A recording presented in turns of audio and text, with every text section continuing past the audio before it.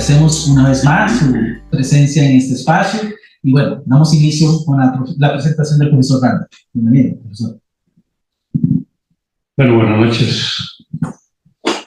Primero, disculpas por una víctima más de las presas.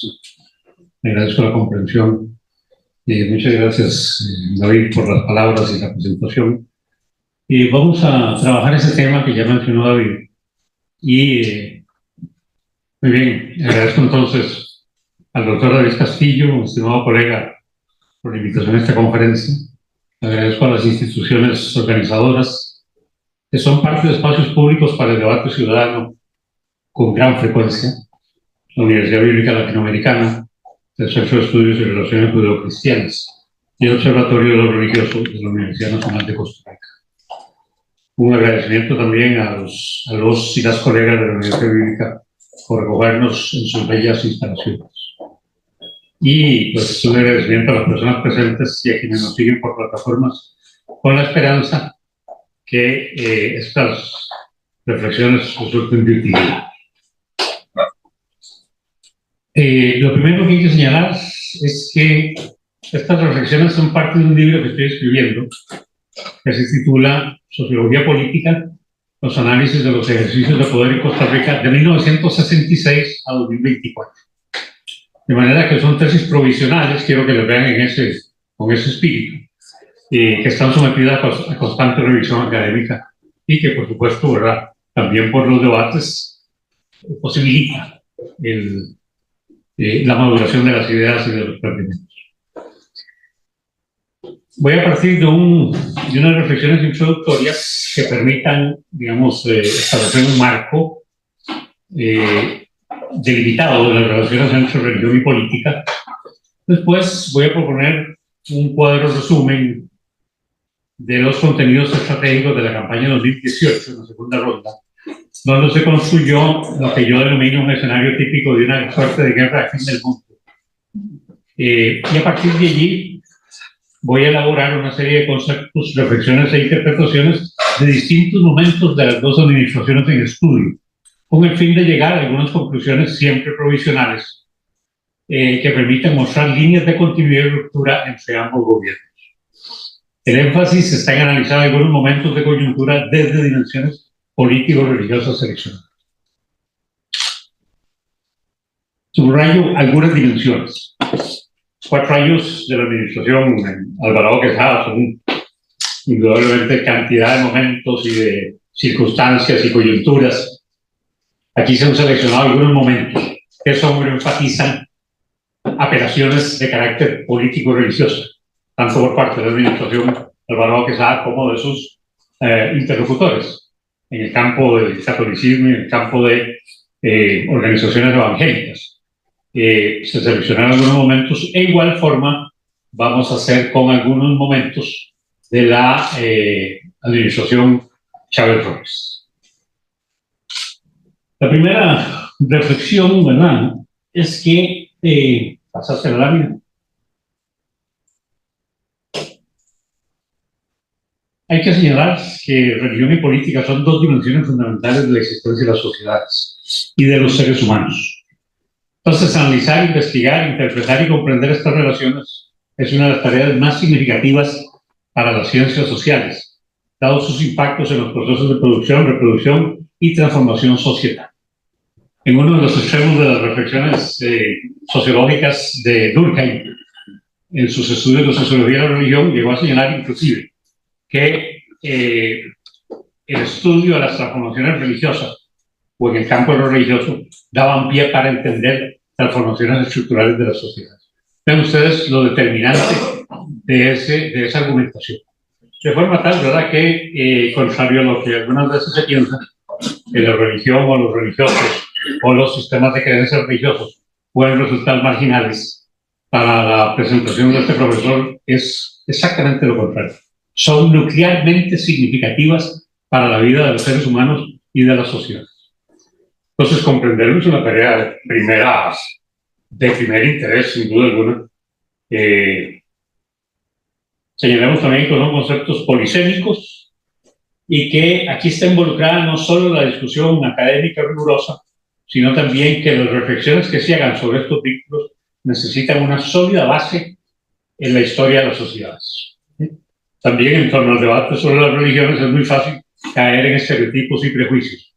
Es muy fácil caer en señalamientos que descalifican las posiciones religiosas, como espero mostrarlo ahora. Y aquí nos alejamos por completo de ese tipo de posiciones. Nos alejamos por completo. Un diálogo que quiera ser más o menos constructivo y respetuoso tiene que entender, tiene que comprender. No tiene que descalificar y después pedir el otro, ¿verdad? Y una vez que se ha sido descalificado, se le pida que dé su palabra. Eso es lo que ha llamado maravillosamente bien Miranda Fricker las injusticias epistémicas. Desde una posición de poder descalifico a otro y después le digo que me dé su palabra, cuando ya yo sé que el que está hablando no vale nada porque es distinto a mí, porque es inferior a mí. Como sucedió en la campaña de 2018, ¿verdad? Con el ataque contra los creyentes religiosos evangélicos que fueron estigmatizados brutalmente como rabachecos. Ahorita voy a mostrar. Pero si no nos alejamos de ese tipo de estereotipos y discriminaciones, difícilmente comprenderemos con alguna certeza las complejidades de los vínculos entre religión y política.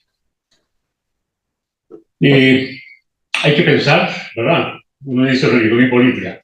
Indefectiblemente tenemos que pensar en diversidades.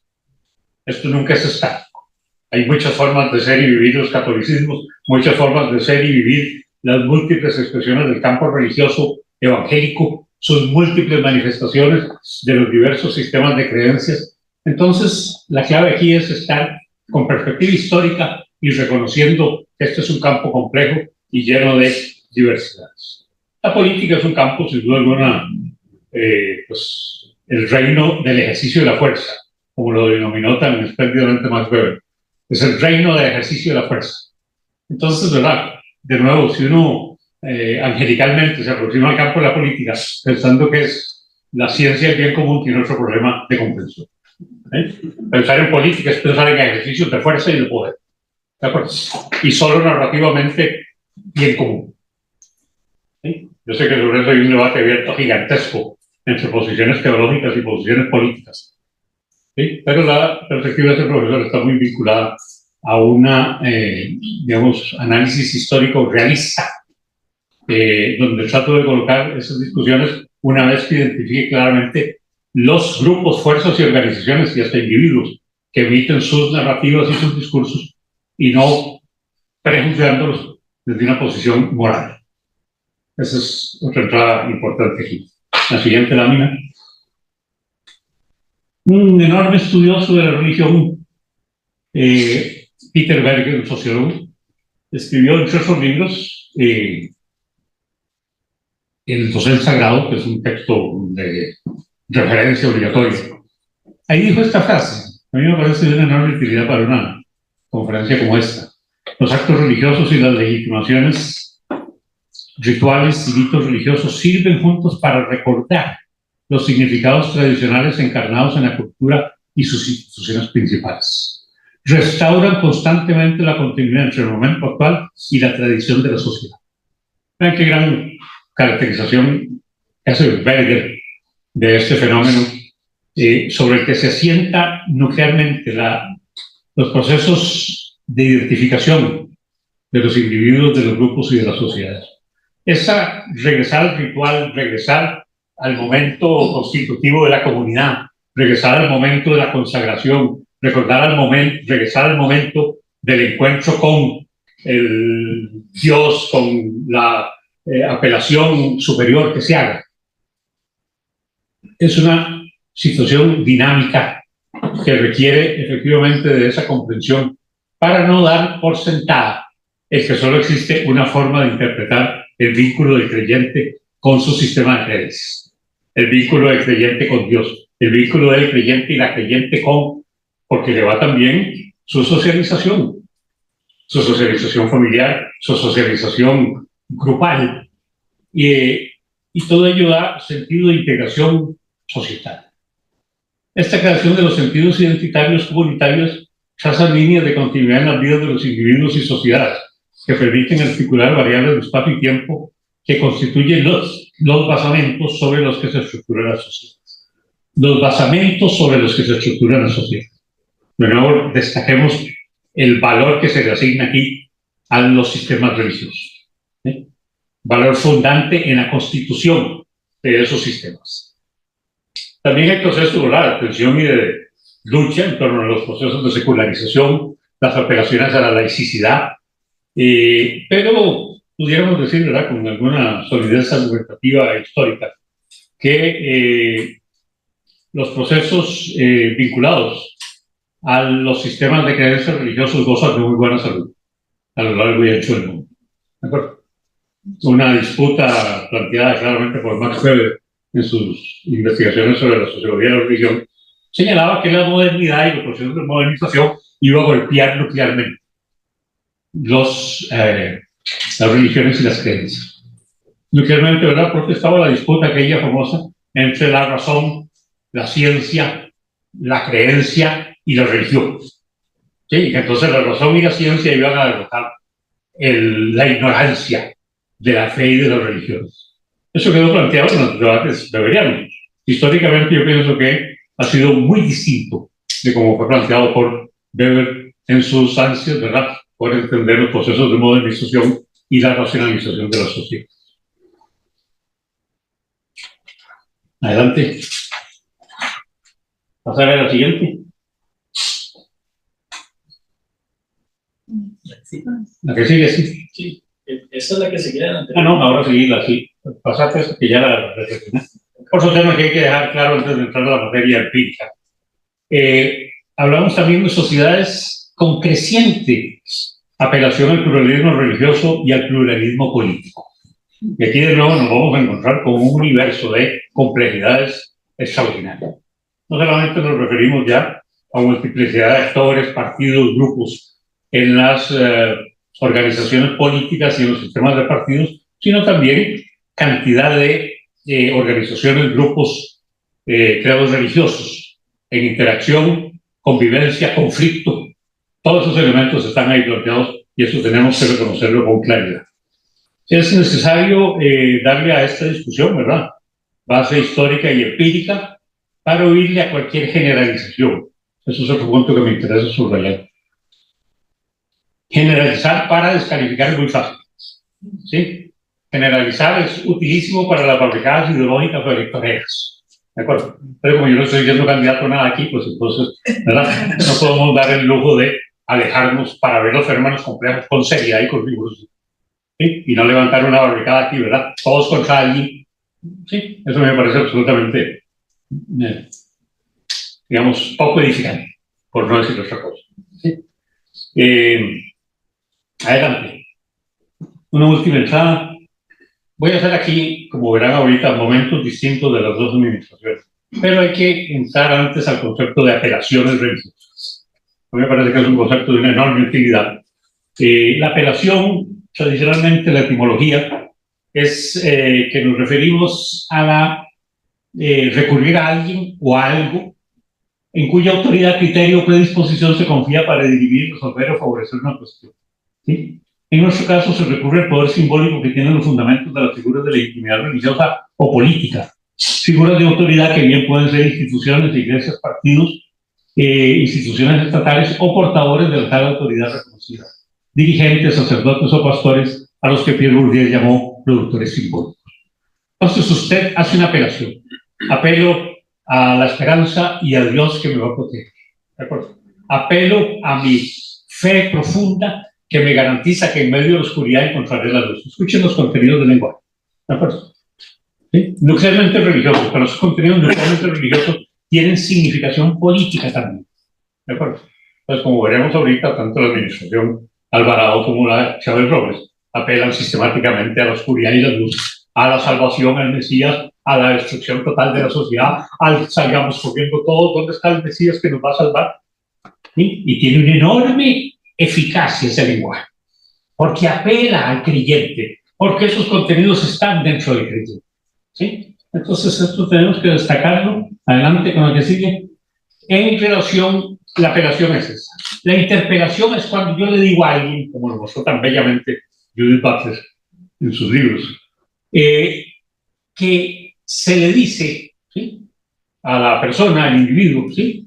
Se le damos cuenta de nosotros mismos únicamente porque se nos interpela en cuanto a seres a quienes un sistema de justicia y castigo ha puesto en la obligación de rendir cuentas. ¿Sí? Usted es un buen ciudadano, y me deposita yo, por supuesto, mi super yo que está ahí, ¿verdad? Luchando contra mi consciente y mi inconsciente. ¿Sí? Ese juez autoritario y profundo que tengo, que me construyó la socialización, ¿de acuerdo? Esa apelación, cuando a mí me la hacen además una interpelación, ¿sí? Usted va a abandonar la democracia, usted es un enemigo de la república, usted va a destruir el orden moral de Costa Rica. Ahí está su abuelita, su abuelito adentro, ¿verdad? ¿Sí? Son enormes movilizadores de emociones, ¿de acuerdo? A quienes se les olvide, ¿sí? O crean, ha sido un saldo de las últimas 3 décadas, que la política es razón. Yo puedo afirmar categóricamente aquí que es lo contrario. Es nuclearmente emoción, ¿de acuerdo? Y solo tangencialmente racional. ¿Sí? Porque si usted apela y me interpela con mi sistema de creencias, eso me toca a mí profundamente. Y yo me voy a identificar con usted porque usted es como yo. Cuando usted no es como yo, no habla como yo, ¿de acuerdo? No hace prácticas como las mías, entonces usted es el otro. Y ya salió de mi esfera de el nosotros. ¿De acuerdo? Van a ver ahorita cómo funcionó esto con Carlos Alvarado y con Chávez Robles, ¿verdad? Y vamos a ver sus continuidades y rupturas. La interpelación, entonces, en términos de la sociología política, que es lo que nos interesa aquí, es un mecanismo muy complejo. El juego apelación-interpelación. Mecanismos muy complejos que necesitan ser estudiados desde perspectivas políticas, sociopolíticas, de la antropología cultural, de la filosofía política, de la teología, por supuesto, y nos invita entonces a asumir esta tarea de alejarnos de, digamos, los sistemas de discriminación hegemónicos en Costa Rica. Adelante. Los momentos seleccionados de la administración Alvarado Quesada son esos. El primero es, voy a mostrar el encuadre de los contenidos del discurso de odio antirreligioso en la segunda ronda de las elecciones 2018. Voy a partir de ahí. Eso es parte de mis investigaciones, como les digo, he trabajado muchos estos temas. Voy a presentar una tabla sintética con los principales contenidos, para después ver qué pasó con el Estado laico, qué pasó con las negociaciones con el directorio legislativo en esa administración, y qué pasó con los pastores ramachecos del demonio, enemigos que venían a destruir a Costa Rica, neopentecostales, neointegristas, le dijo a la negrita demonio, Rory Chávez animal. Todo un discurso de odio, ¿sí? Para legitimar un proceso electoral, descalificando a los demás ciudadanos, descalificando a los demás opositores, ¿sí? Que los hicieron adversarios, enemigos de la... ¿Sí? Y entonces valía tratarlo a usted como lo peor. En una sociedad que se dice democrática. No, era exactamente lo contrario. Era una muestra brutal de autoritarismo, de descalificación ciudadana, en nombre de una creencia religiosa. Vean ustedes lo que era. ¿De acuerdo? Vamos a ver las negociaciones, porque todos se acabaron los problemas de los enemigos y se cambiaron votos, los 10 del PAC por los 10 de Restauración, y se abrazaron los rabachecos pastores con todos los progres modernizantes del PAC, a cambio de una silla legislativa. Pero la sociedad quedó polarizada, la sociedad quedó llena de odio, ¿sí? No, si lo odio no es de los últimos 2 años, el que esté en esa perspectiva no ha entendido la historia larga de Costa Rica, ¿verdad? Yo sostengo que esta es una sociedad basada históricamente en un sistema de odios, ¿de acuerdo? Con un punto fuertísimo de arranque, que es el año 48, ¿de acuerdo?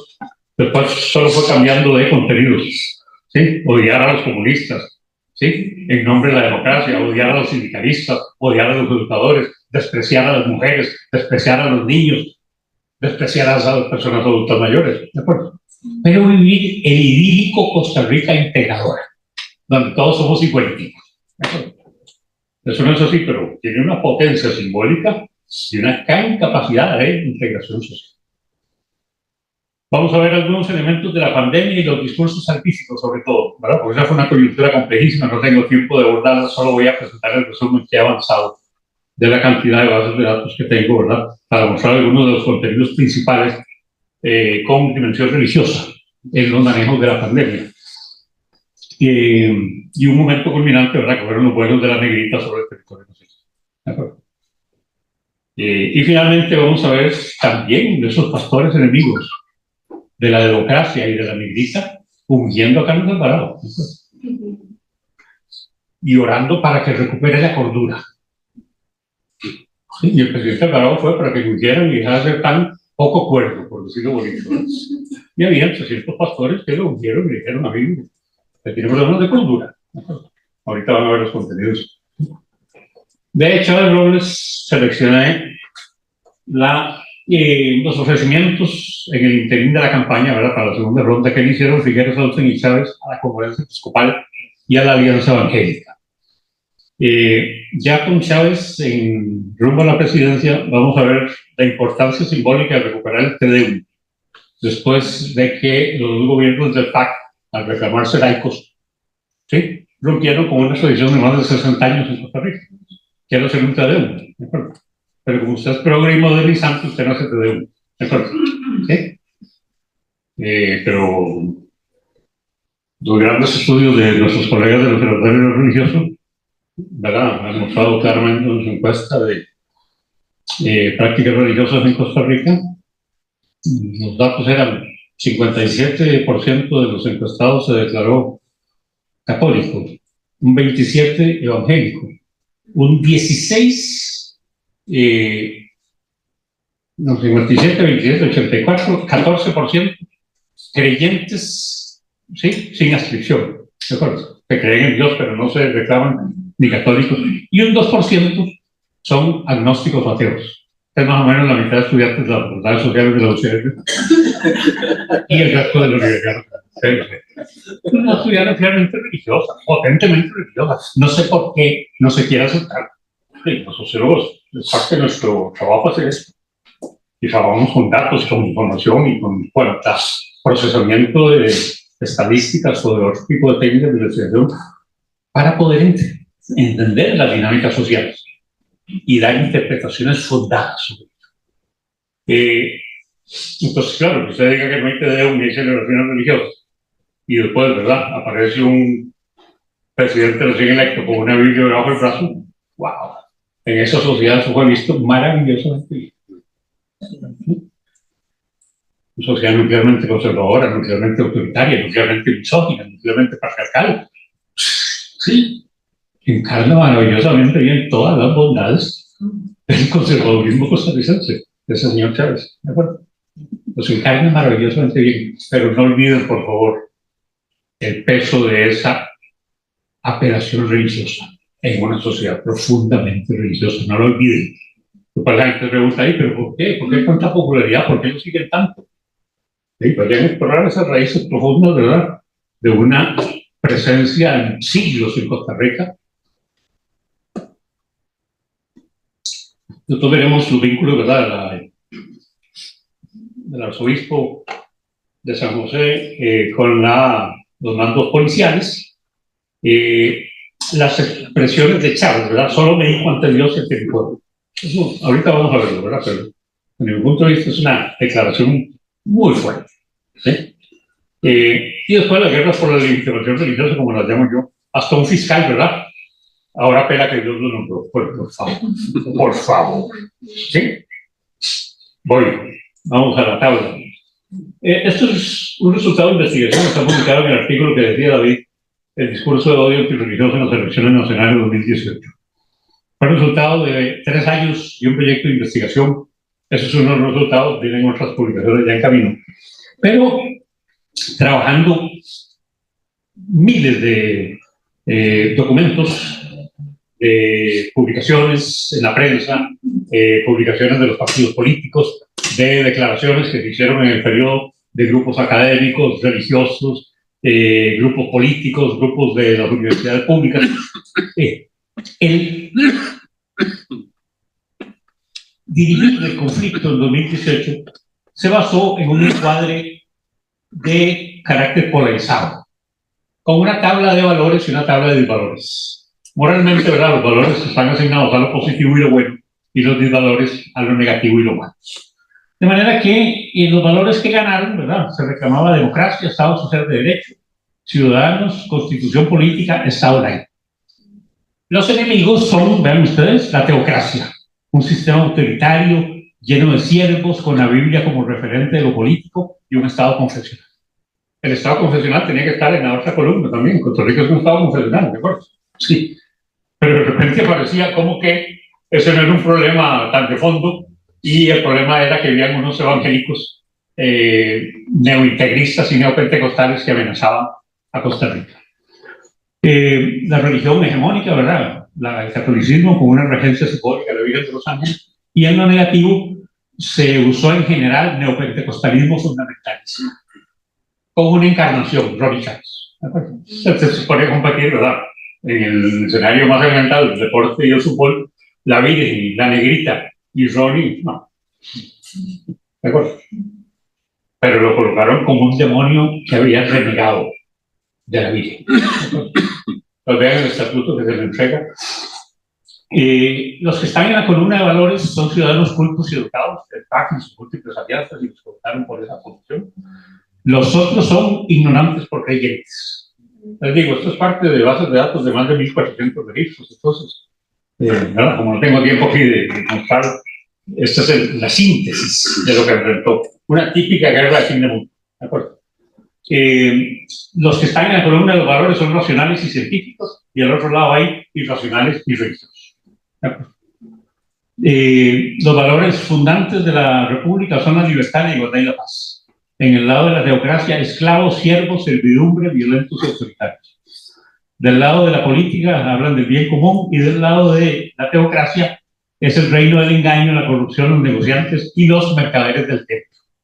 Esa expresión salió cantidad de veces en el paso de la minería de datos, de la recolección de todos estos informes, pero ustedes ven la alusión profundamente religiosa. ¿Mejor? Es decir, no solamente usted es un ignorante, es un ramacheco, es un idiota, además es un mercader del templo. ¿Sí? Todo eso ganó el amor, vean ustedes. Eso también requiere estudios psiquiátricos, ¿verdad? ¿Cómo? Descalificando, ¿sí? A todos esos ciudadanos, por favor, un elemental respeto, ¿verdad? ¿Qué encarnaban todos ellos de identidad y de esencia nacionales? Los otros, una amenaza extraña, son ajenos al sistema y enemigos difusos. Por el lado del bien se cierra con dos grandes personajes, ciudadanos, y al otro lado la categoría esencial del discurso de odio antirreligioso, ramacheco. ¿De acuerdo? Ese ramacheco no es un ciudadano. ¿Okay? Es una plaga que puede destruir los tejidos de la vida colectiva. Una plaga. Vean qué grave. Filósofos como Roberto Espósito y Agamben han llamado a esto, ¿verdad?, la lógica inmunitarista. El órgano, ¿verdad?, la sociedad es un cuerpo social que puede ser infectado por plagas. ¡Wow! Que usted le diga a un ser humano que es una plaga. ¿Recuerdan las expresiones en torno a la figura de la señora Laura Moscoa, esposa de Fabricio Alvarado? ¿Recuerdan? En ese artículo hago un estudio comparado de las figuras femeninas, Claudia Dobles y Laura Moscoa. Laura Moscoa recibe la mayor descalificación de odio que yo haya visto en mis 30 o 40 años de investigación. Sierva, estúpida, ignorante, poco culta, arrastrada. La lengua solo le sirve para hablar talamazoa y satisfacer a su pastor Fabricio. La otra señora Claudia Dobles, culta, fina, rubia, habla 5 idiomas, profesional, qué lujo de mujer. ¡Wow! ¿Se dan cuenta que era? Y pusieron a una mujer superior contra una inferior. Vean ustedes. ¿Quién ganó ahí? No ganaron los derechos colectivos, ni ganó los derechos de género. Ganó en toda la línea el patriarcado misógino, porque puso una mujer a competir contra otra. Ven la gravedad de todo. Ven la importancia de comprender eso. ¿Cómo, verdad? Yo voy a descalificar a un ser humano porque es un creyente religioso, a su esposa, a su familia, a los creyentes como siervos que solo obedecen a un pastor autoritario? Grave. Pueden revisar mi investigación. Voy ahora sí a los momentos. Aquí voy a pasar muy rápido porque creo que con lo que coloqué básicamente nos permite dar una lectura interpretativa. Terminó la disputa de fin de mundo. Al día siguiente gana Carlos Alvarado las elecciones y de inmediato se va a la Basílica. Este gran, ¿verdad?, representante de la modernización del Estado laico, de inmediato, ¿sí? Está ahí, tienen ustedes la foto, ¿verdad? Están 4 personajes: Alvarado, Dobles, la señora, el nuncio apostólico y la negrita. ¿De acuerdo? ¿Cuál es el mensaje? Cuando lo interrogan, ¿verdad?, como estaba en medio de esta disputa, con un componente religioso tan fuerte, dice: vine a la Basílica porque me comprometí con mi monja. Sí, yo no conozco a un solo presidente que no haya pasado al día siguiente por la Basílica. ¿De acuerdo? Bueno, está bien, lo decía la mamá, pero eso lo que significa es que ganó la religión buena. El establishment que estuvo amenazado ganó, ¿sí? Y entonces el Estado laico es un asunto secundario y me abrazo con el Estado confesional. A eso Weber le llama legitimación. ¿De acuerdo? Potente legitimación. La siguiente, de inmediato, el jefe de fracción del PAC, el señor Víctor Morales, de inmediato, el 16 de abril, el Estado laico queda por fuera de la agenda nacional que negocia Carlos Alvarado. En la agenda que construimos con los partidos políticos de cara a la próxima legislatura, es decir, en la Asamblea, desde luego que ese tema no está. Desde luego que ese tema no está. ¿Para qué polarizar en este país? Sí. No era un signo de modernización, no era un signo de avance de la sociedad, no era un signo, no, era una moneda de cambio, pueden ver. ¿Sí? La siguiente, de nuevo, Víctor Morales, no estará en la agenda del PAC. Cabe destacar que el mandatario electo Carlos Alvarado durante la campaña electoral se mostró a favor del Estado. ¿De acuerdo?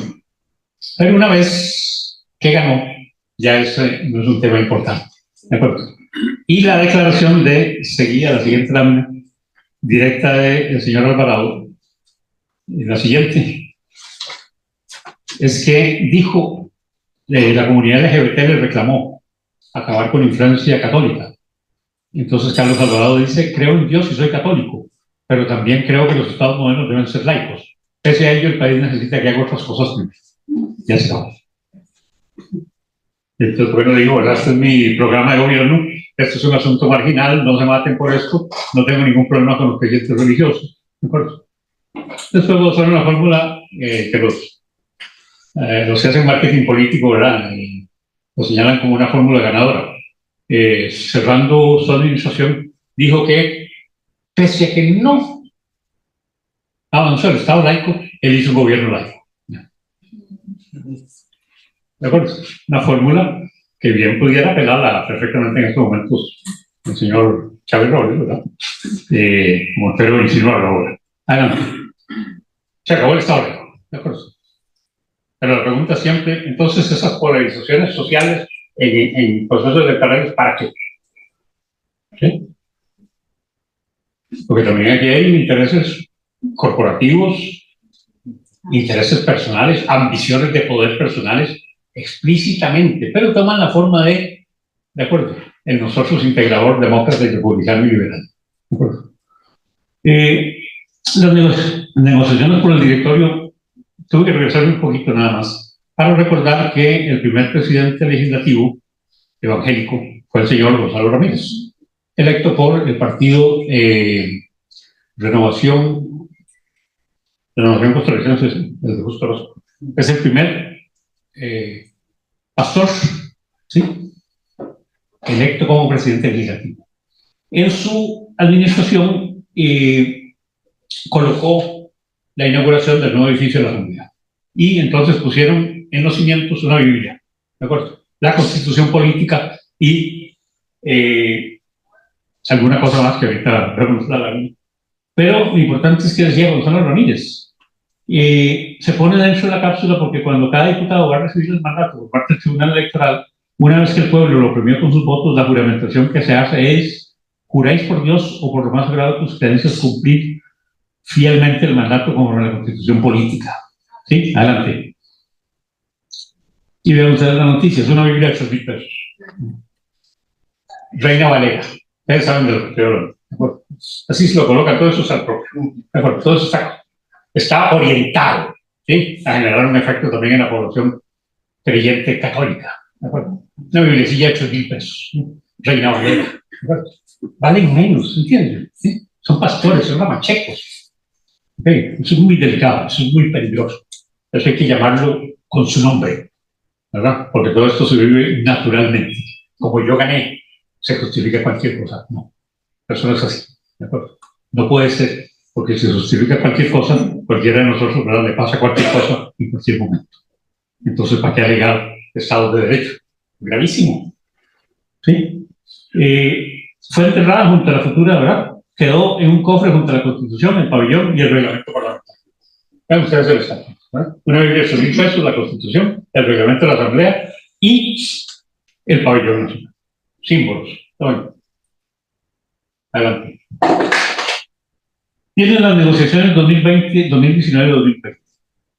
Hay un acuerdo entre el PAC y Restauración Nacional para el directorio 2019.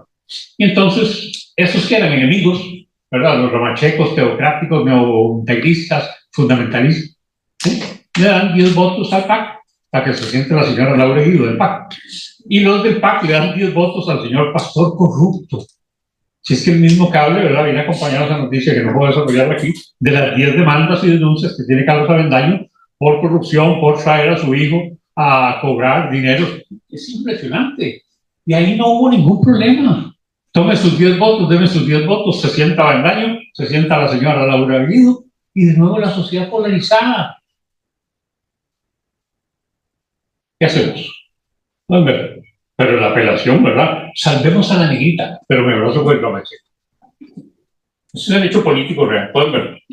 Necesitamos, ¿verdad?, cuando hablamos de crítica política, de cultura política, de avanzar en la comprensión, necesitamos hacer este tipo de trabajos para poder volver a la mirada, ¿sí? No de manera complaciente con una historia, ¿verdad?, como es la cultura costarricense, totalmente desmemoriada. ¿De acuerdo? Inmediatamente olvida, todo lo pierde, ¿sí? Entonces, esos abrazos, bueno. Entonces, esa democracia de abrazos se basa en un sistema de odio. Vean qué contradicciones profundas, ¿no? Democracia de abrazos, adelante.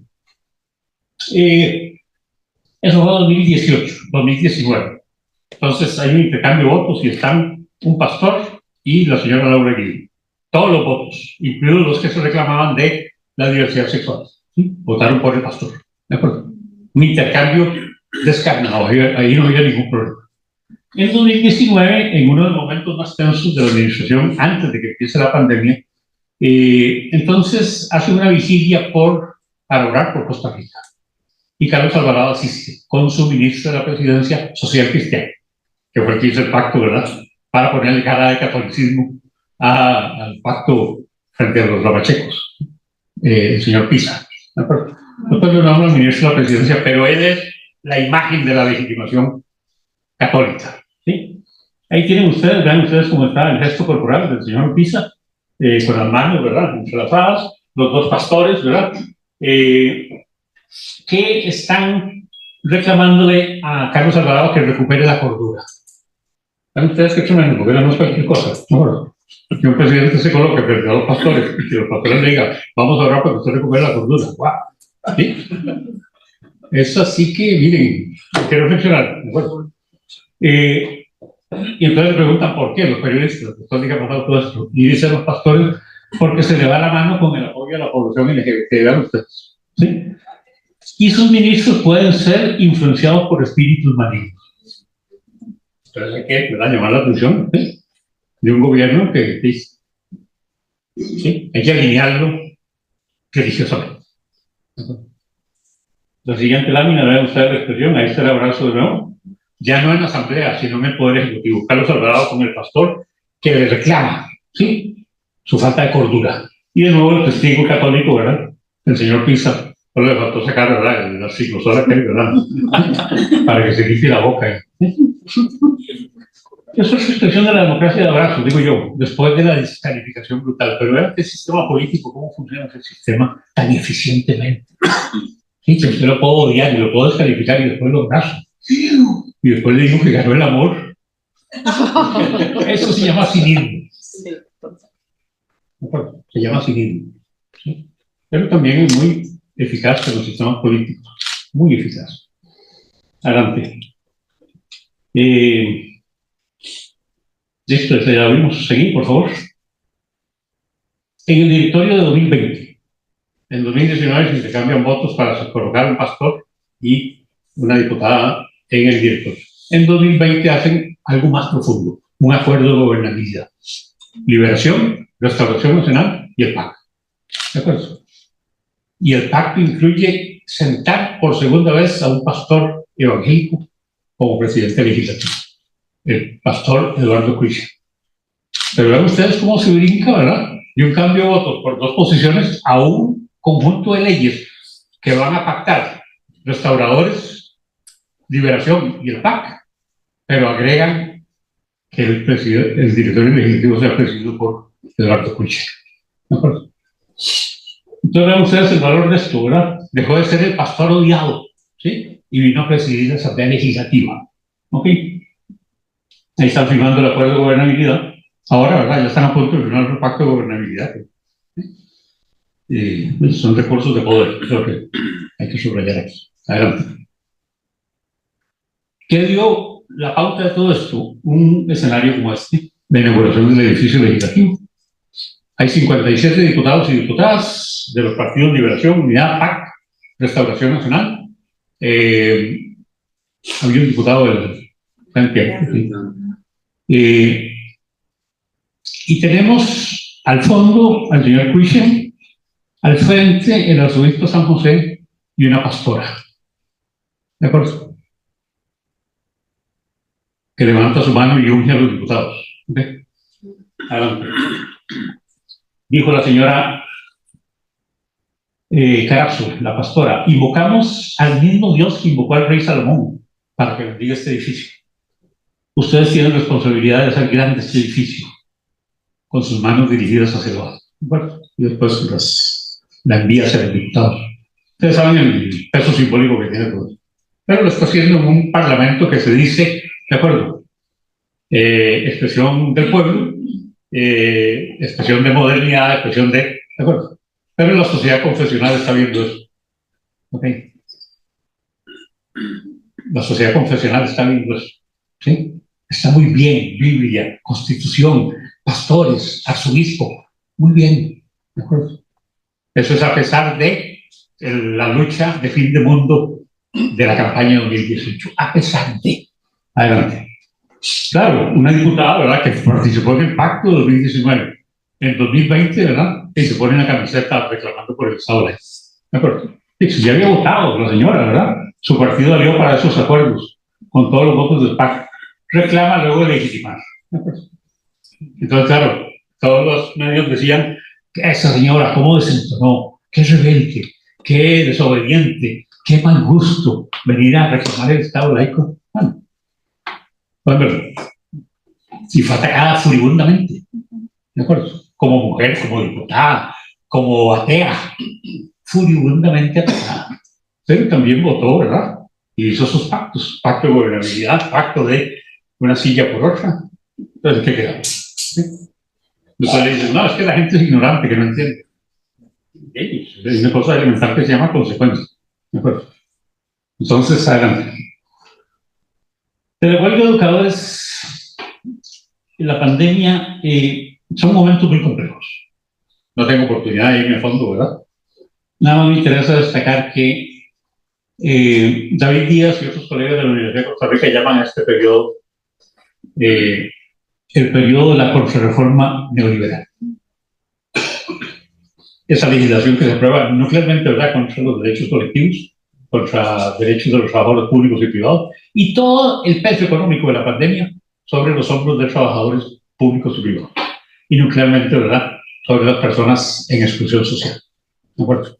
No había empezado el decreto, ¿verdad?, que mandó cerrar las universidades, las escuelas y demás, y los comercios, para que de inmediato lo CAEP, los economistas y el periódico La Nación hicieron un pronunciamiento diciendo cuáles eran las directrices económicas que había que cumplir, por supuesto todas para golpear a los sectores laborales, y ellos tuvieron en la escasez, y así lo publicaron, era vivir en una economía atacadas. ven, el engaño el amor, ¿no? ¡Wow! ¿Sí? Porque no se podía tocar los derechos de los empresarios. ¿Sí? Una santa alianza, yo la llamo así, ¿verdad? Facciones del PAC, PUS, Liberación y Restauración, se encargaron de ello, total apoyo de UCAEP, abierto apoyo de los medios de comunicación y un enorme apoyo, sin duda alguna, de todo el gobierno en pleno. Adelante. Es un periodo notablemente, ¿verdad? Lleno de discursos antiestatistas y un ataque furibundo contra los trabajadores públicos, bajo la forma de la huelga de los educadores. Las frases más utilizadas en medios de comunicación, en publicaciones, hasta colegas de las universidades que se pegaron a estas tesis del PAC. La virulencia discursiva, ¿verdad? Burócratas, empleados privilegiados, vagos, ladrones, corruptos, violentos, antidemocráticos, terroristas, enemigos de la educación, privilegiados, pensiones de lujo, viajan en la huelga, huelguistas ilegales, etc. Profunda virulencia discursiva. Durante las manifestaciones con Rescate Nacional, los llamaron enemigos de la salud pública, antivacunas, ignorantes, creyenceros y todos zamachecos. Vean ustedes el peso de esa categoría, ¿verdad? Porque cuando se suma ignorante, anticiencia, antirrazón, inmediatamente en los religiosos es un zapacheco. Es una barbaridad. Sí, es una construcción absolutamente discriminatoria. Es un discurso de odio, ¿de acuerdo? Pero tiene una gran efectividad en Costa Rica. ¿Por qué? ¿Verdad? La gente quiere estar en la razón, la iluminación, la ciencia, la modernidad, el progreso, y todos esos mitos, ¿verdad? Tan eficaces en la vida de la sociedad.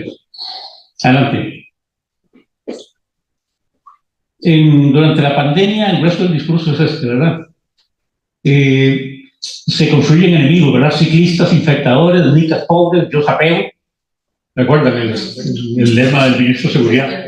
Sí, lo que interesa es sumar a la población como cómplice del control y del orden autoritario, sin oposición.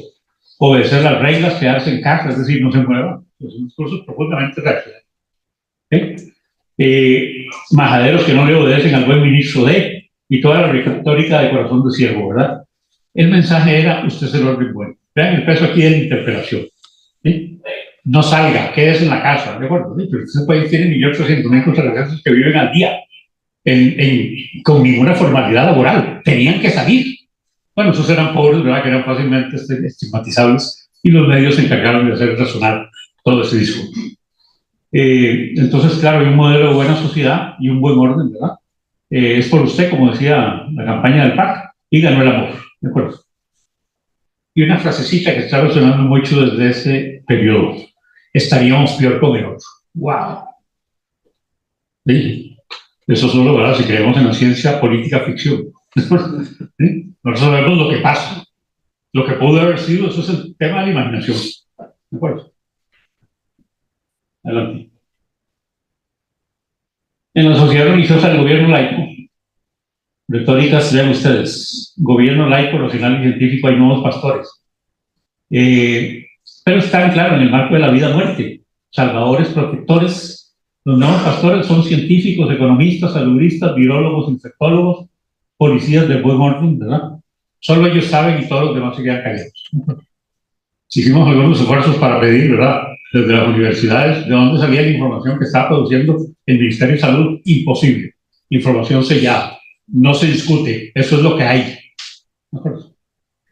Entonces, ¿verdad?, también el peso de la ejecución política institucional va doblegando los cuerpos, como diría Foucault. ¿De acuerdo? Va disciplinando el espíritu y el cuerpo de los seres humanos, que los ciudadanos los van haciendo cada vez más ciegos. ¿De acuerdo? La vitalización diaria por los medios televisivos y las redes, ¿verdad? Yo llamo ahí las teletones diarias de los infectados. Espectáculo terrorífico. ¿Sí? Millones de costarricenses a mediodía. ¿Cómo tarda? ¿Qué les pasa? Pero servir infectados. Una teletón de la muerte. Es decir, crear una cultura de legitimación de la enfermedad, ¿sí?, para reivindicar a los salvadores políticos o científicos. Ven ustedes la gran contradicción aquí. ¿Por qué, verdad? Después se preguntan, ¿qué pasó con Rodrigo Chávez? Entonces, esas posiciones son clasistas, ¿de acuerdo? son de una superioridad moral insoportable, ¿sí? De una creerse, ¿verdad? Una élite particular, iluminada, científica, que son los únicos que tienen la verdad y la razón. Eso es autoritarismo puro. Si usted le diga eso de democracia, solo muestra, ¿verdad?, cuán pervertido está el lenguaje político en Costa Rica. ¿Sí? Todo ello denigra la condición de ciudadanía si les enfrenta un poder único omnímodo, sin oposición. Solo vale la voz oficial, y eso es gravísimo. Adelante. Pero claro, solo la ciencia y la razón, pero no está mal, ¿verdad?, que la virgencita nos pegue una mano. Entonces el gobierno habla con la conferencia episcopal y llegan a un acuerdo para los sobrevuelos de la Virgen sobre el territorio nacional. Cuando uno revisa estas noticias y ve los comentarios, ¿verdad?, así como hay, ¿verdad?, un gran reconocimiento de la importancia del sobrevuelo de la Virgen, también hay cantidad de comentarios de odio, creyenceros, idiotas. Le pidieron a las personas creyentes que pusieran un pañuelo blanco cuando iba pasando, y muchas familias colocaron los pañuelos blancos en sus casas. Eso este profesor considera que mínimo merece respeto. Mínimo. Entonces usted se pregunta, ¿verdad?, por qué cuando alguien apela fuertemente e interpela fuertemente en torno a las creencias católicas y gana, y después se pone una Biblia bajo el brazo. Los que perdimos también ganamos a veces. No yo, ¿verdad? Es una forma de sintetizar. ¿Sí? Vean el caso del símbolo. Adelante. Ayer, la autoridad del Ministerio de Seguridad y las instituciones de primera respuesta llevaron a cabo 2 sobrevuelos. El sacerdote Águila, rector del santuario de la Virgen, invitó a las personas a unirse en oración por lo que ocurre con el nuevo coronavirus. Adelante.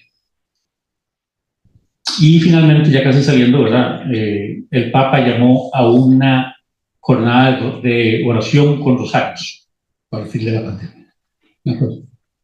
De forma tal que, adelante, las romerías, las misas, los cultos en los templos que fueron cerrados, ¿verdad?, encontró, ¿verdad?, llevó momentos de alivio.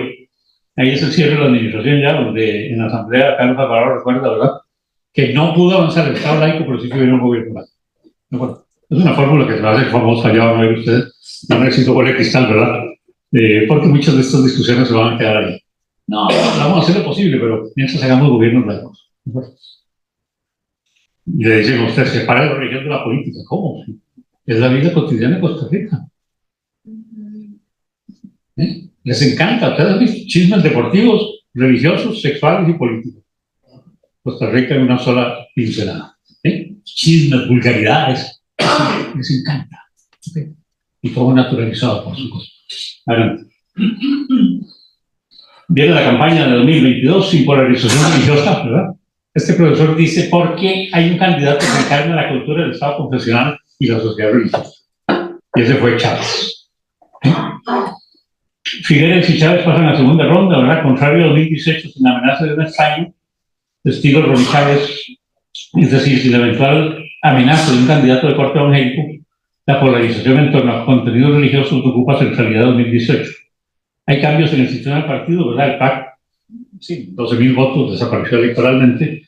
De las cenizas de restauración, un nuevo partido, con tinte abiertamente religioso, pero no confesional, como si era Restauración Nacional, abiertamente confesional. Nueva República. ¿Sí? Y un nuevo grupo liberal, ¿verdad? El Partido Liberal Progresista. Sin embargo, las relaciones con los grupos religiosos y las apelaciones constantes no pierden centralidad. Adelante. Ahí tienen entonces Figueres. Se reúne con la conferencia episcopal y le propone una alianza entre las iglesias y el Estado. Ese es el otro, que era bueno, ¿de acuerdo? Cuando se reúne con las conferencias, la Alianza Evangélica, vean ustedes, va más allá. Entonces le ofrece una oficina facilitadora en la Casa Presidencial para la Federación Evangélica. Vean ustedes, para resolver asuntos de la fe. Pero díganme ustedes, por favor, por lo menos reflexionen, una casa presidencial con una oficina de asuntos de la fe. Pero vean ustedes, no se le ofreció a la conferencia episcopal, se le ofreció a la Alianza Evangélica. ¿Por qué? Yo tengo hipótesis, pero ¿verdad? No me voy a proponer aquí, pero no podemos dejar que esto pase sin llamar a reflexión, porque no es cualquier cosa, ¿de acuerdo? Bueno, Gabriel Orfrí, el otro iba a tener una oficina para asuntos religiosos ahí en la presidencial, ¿de acuerdo? Adelante. Chávez dice, ¿verdad? La mayoría de los costarricenses somos gente creyente, independientemente de una denominación común. La Iglesia Católica representa las creencias históricas de una proporción alta de la población y tiene un papel que jugar. Soy un hombre de fe y creo que ellos pueden contribuir, dice Chávez. Y agrega, pienso que la política y la religión no deben mezclarse, pero eso no significa, aseguró, que un candidato deba ocultar su fe. ¿Okay? Pero ¿quién está hablando ese lenguaje? ¿A quién se estaba dirigiendo cuando estaba hablando así? Sino a la sociedad confesional, religiosa de Costa Rica. ¿Ok? Adelante. Bueno, a la conferencia episcopal. También dice que es importante aliarse. Adelante. Y en la conferencia episcopal dice Chávez que la iglesia es un actor innegable. No, en la reunión es Monseñor Garita quien dice la iglesia es un actor social innegable que se pone a las órdenes del gobierno que ha iniciado para colaborar de la mejor manera en las distintas materias comunes que tenemos en el. Es decir, esa interlocución es muy viable en Costa Rica, es muy fluida, muy constante. Pero hay una doble legitimación de lo religioso a lo político y de lo político a lo religioso. Y una doble utilización entre lo religioso y lo político y lo político y lo religioso. ¿De acuerdo? Mi pregunta es siempre cuando hago estos estudios, ¿y dónde quedan los creyentes? Que no están en ese negocio, ¿no? Sino que solamente son usados sus sistemas de creencias para legitimar intereses personalistas, corporatistas o de partidos. ¿Qué pasa con los creyentes y las creyentes? Eso hay que investigar. Okay. Adelante. Ahí está la reunión de Chávez. Adelante. ¿Qué me interesa destacar?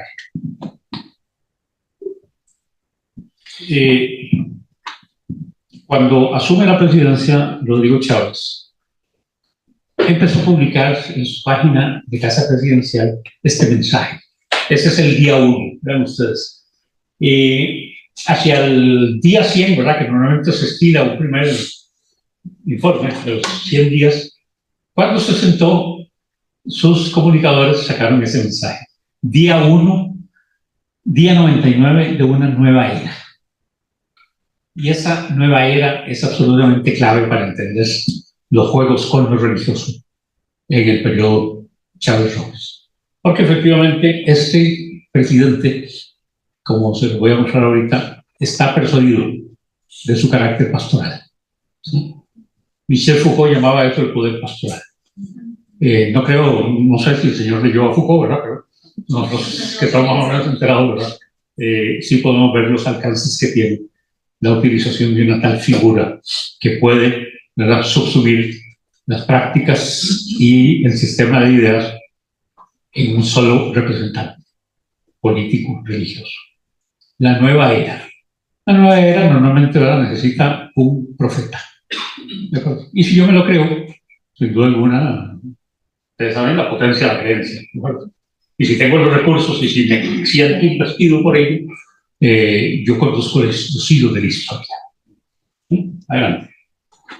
Entonces, ¿verdad?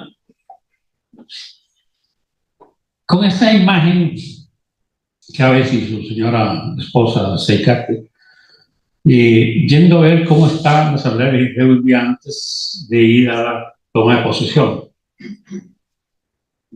Cuando revisé y formamos otras bases de datos en torno a la imagen de Chávez con la Biblia, el grueso, pero sí muy significativo, de los comentarios ante el presidente que va a la Asamblea Legislativa es: por dicha, Dios regresó a Costa Rica. ¿De acuerdo? Porque venía de 8 años de no tener Dios en Costa Rica. ¿Sí? Si habían estado los juegos, bueno, pero no las simbolizaciones colectivas, ¿sí? Tipo del Te Deum, que fue lo primero que organizó Chávez con la conferencia episcopal y con la Alianza Evangélica Costarricense. Adelante. Ahí lo tienen, ¿verdad? Atrás está el Parlamento, la Asamblea Legislativa, al costado izquierdo ahí de ustedes, el doctor vicepresidente, la señora Seicate, la hija mayor de Chávez, la hija menor del señor Chávez, el asesor político religioso, que es Guillaume Massey, un exdiputado, pastor evangélico también, una vía de comunicación muy directa con el campo evangélico en sus múltiples expresiones, una pastora de la Alianza Evangélica, el presidente de la Confederación y Monseñor Carita. Iba a haber una lectura del acto por parte del representante de la Conferencia Episcopal, Monseñor Carita, y también iba a hablar el pastor de la Federación Evangélica. Está en agenda, ¿de acuerdo? Pero de repente se armó una situación tal que solo uno de ellos podía hablar. Vean ustedes.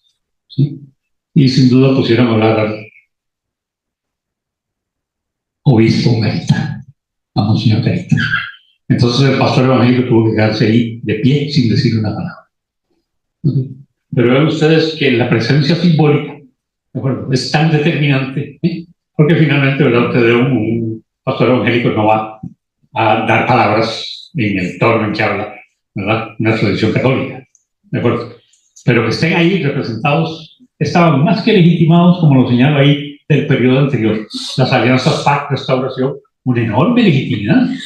Tienen pastores, ¿verdad?, intercambiavotos, que los tenga ahí todos juntos, ¿verdad?, para después ir al espacio político que se supone representación del pueblo diverso.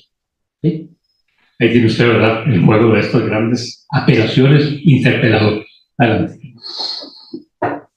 El discurso de Chávez el 16 de agosto a los 100 días, vean ustedes de nuevo los contenidos.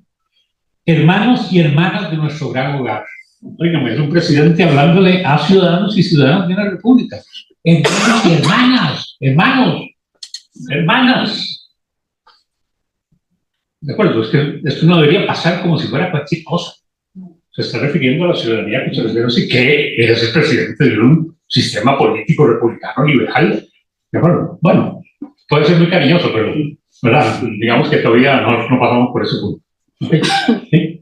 Hermanos y hermanas de nuestro gran hogar, al que llamamos patria, las puertas de este mundo nos acaban de ver entrar de la mano con el futuro. Tengo la firme convicción de que ningún país puede soñar con el futuro real del lenguaje de la esperanza. Todo esto son apelaciones religiosas, ¿verdad? Si por las noches su gente vive desvelada por el hambre y incertidumbre. En tiempos como los actuales, a veces difíciles de entender, y cuando las soluciones se pierden en manos de confusión, el liderazgo ejercido con una verdadera visión de Estado sabe trazar rutas a través de la oscuridad. Ahí tiene usted. Es el pastor iluminado. Es el pastor autorreferenciado. Es el profeta que sabe, él sí conoce los rumbos de la historia. Vean lo tremendo que es esto. ¿Sí? Y él traza rutas en la oscuridad. Los costarricenses merecen rutas claras, el juego de la luz y la sombra, el bien y el mal, ¿verdad?, que arrojen luz sobre el camino para encontrar las mejores soluciones posibles. Entonces, claro, con un discurso como estos comentarios del profesor, ¿verdad?, todo profeta se puede volver mesiánico cuando encarna los sentidos de la historia y el ideal final que solo el todo. El futuro que solo el ve y lo ilumina, ¿verdad?, los seguidores tienen que creer para que esa narrativa funcione. Y el profeta religioso político hacer creer que los cambios prometidos son realidad, que sus promesas se cumplen y que pronto llegará el futuro justo y soñado. Y si no se cumple, los culpables somos. Está claro, ¿verdad? Pero vean ustedes que esto es toda una construcción, no solo narrativa, es un personaje, pero es una autoencarnación, ¿sí?, que tiene contenidos políticos religiosos y que muchos costarricenses de una sociedad religiosa, ¿de acuerdo?, como un estado confesional, lo ven, este es un compa. Adelante. Otra expresión que no solo Chávez, eso es bueno verlo, ¿verdad? Vean ustedes altos mandos policiales y pastorales para defender a Costa Rica por la inseguridad, 23 de mayo de 2023, adelante. Invita al Ministerio de Seguridad y la Iglesia Católica a una jornada por la paz y la reconciliación. Adelante. Y en la catedral, ahí tiene usted, Monseñor, a ver el nombre, Monseñor Quirós, el viceministro de Seguridad, el ministro de Seguridad, ¿de acuerdo? Altos mandos policiales, seculares y pastorales, ¿verdad? Nosotros Chávez son alianzas interpartidos, interoligarquías y con denominaciones religiosas. El sociólogo Ray Mills llamaba eso el establishment, ¿de acuerdo? Cuando se presenta en toda su claridad. Puede ver usted la celebración festiva y vean la cara del ministro de Seguridad, ¿de acuerdo? Regresate, por favor, la siguiente. Vean ustedes, ¿sí? Vean la sonrisa del operador político policial, ¿verdad? ¿Sí? Con él el arzobispo de San José, ¿de acuerdo?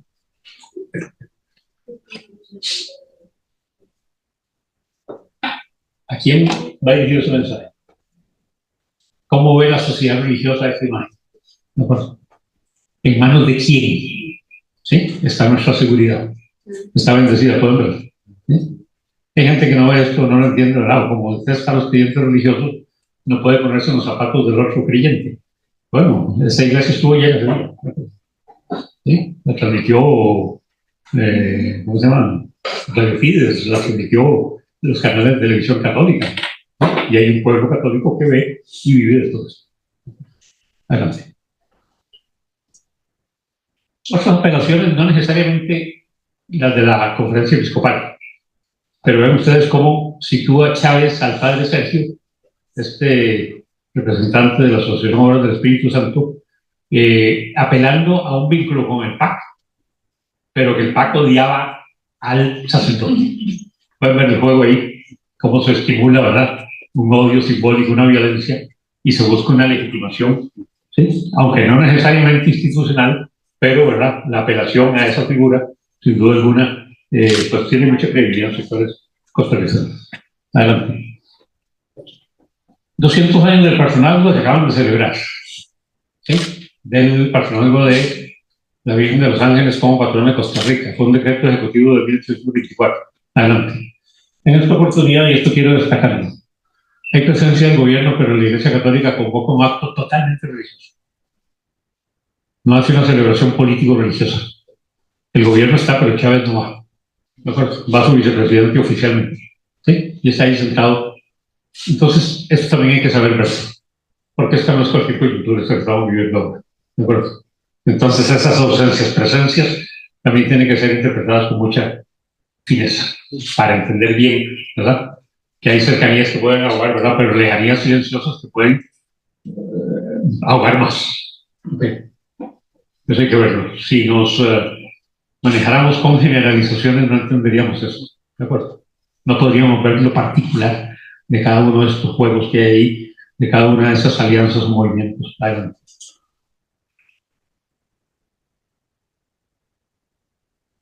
Ya en medio de la crisis, ¿verdad? Actual, crisis interelitaria, interpartidos, interinstituciones también, una crisis de poderes también, no puedo entrar a eso porque no tengo tiempo, ¿verdad? Me interesa mantenerme en las dimensiones que propuse para la conferencia. Chávez, en una de sus giras, dice: solo me hinco ante Dios y mi pueblo. Ustedes es el mensaje, ¿de acuerdo? No se le va a hincar al Parlamento, a la Asamblea Legislativa, a la Contraloría, ¿de acuerdo? Solo se hinca ante Dios y ante su pueblo. ¿Okay? De nuevo, piensen por favor en la sociedad religiosa costarricense. ¿Sí? No se quede solamente, ¿verdad?, con la gente que se manda mensajillos en Twitter, creyendo, ¿verdad? No, eso fue, según el término de redes en Costa Rica, es de la que menos ven los costarricenses, ¿de acuerdo? Los costarricenses ven Facebook, ven Canal 7, ¿sí? Un 30% se informa por la radio. ¿Pueden ver? Sí. Entonces, claro, la gente sí se fanatiza en las redes. Pero ahí me dan, ¿verdad? Mis seguidores son 250 que me siguen y yo me siento que ya influencia la opinión pública. Delirante, delirante, delirante. Hay que salirse de eso, ¿verdad? Yo ando en buses, tomo café en las sodas todos los días, ¿de acuerdo? Y para hablar con los seres humanos. Si los están en las redes metidos en el celular, no. No me hinco a nadie. ¿Ustedes piensan que es fácil con patriotas? No, no es comida chompa. Adelante. Ahí está la expresión, ¿verdad? Adelante. Y una última observación aquí. En medio de la crisis esta que estamos atravesando, un fiscal general de Costa Rica, yo no recuerdo en los años que tengo de memoria histórica y política, un fiscal que diga que a él lo eligió Dios. Porque se está metiendo en un terreno, ¿verdad? Si quiere ir a jugar el partido también ahí, ¿sí? va a tener graves problemas. ¿Sí? Fue electo sin duda alguna por votos políticos y negoció y conversó, ¿de acuerdo? Que además él se siente un elegido, sí, se imagina que este país, sí, un pastor mesiánico y un fiscal mesiánico. ¿Sí? Por favor, es hora como de ir poniendo las cosas en su justa dimensión, porque eso no ayuda absolutamente a nada ni a nadie. ¿De acuerdo? Pero si esta señora efectivamente se cree, ¿verdad?, con ese carácter mesiánico, nos avisora a problemas importantes. Eso es, si va a sostenerse en esa posición, está metido en una trampa, porque no tiene el capital político que tiene su adversario. ¿De acuerdo? Tiene la Constitución y la ley, pues, ¿verdad? Si es que esto es demasiado delicado, ¿verdad?, como para dejarlo una cosa narrativa, es bastante veces más complicado. Adelante. Su declaración es muy clara, ¿verdad? A mí me eligió Dios. Adelante. Termino con algunas tendencias y lo que yo llamo al inicio, ¿verdad?, continuidades y rupturas. La primera, la cultura del Estado confesional y la sociedad religiosa, los intercambios y apelaciones exitosas entre contenidos religiosos y políticos y entre sectores religiosos y políticos gozan de muy buena salud. Hay que decirlo con claridad. Hay que tener suficiente data como para que pueda considerar esas cosas. ¿De acuerdo? Si usted quiere que ganen solo los políticos y los laicos y los seculares, lo lamento. Hay que esperarnos hasta ciertos años más. ¿Sí? Vean ustedes cómo juegan con el proyecto político del Estado laico. Eso es una moneda de cambio, no vale nada, es totalmente marginal, hay que decirlo así. Porque usted no puede meter una discusión política de esa envergadura sin movilizaciones colectivas, ¿no? Como si hubiera un puro juego de operadores políticos, porque usted está históricamente entrampado. Entonces le vamos a hacer el Estado laico y al final le dicen, sí, perdón, tengo gobierno laico.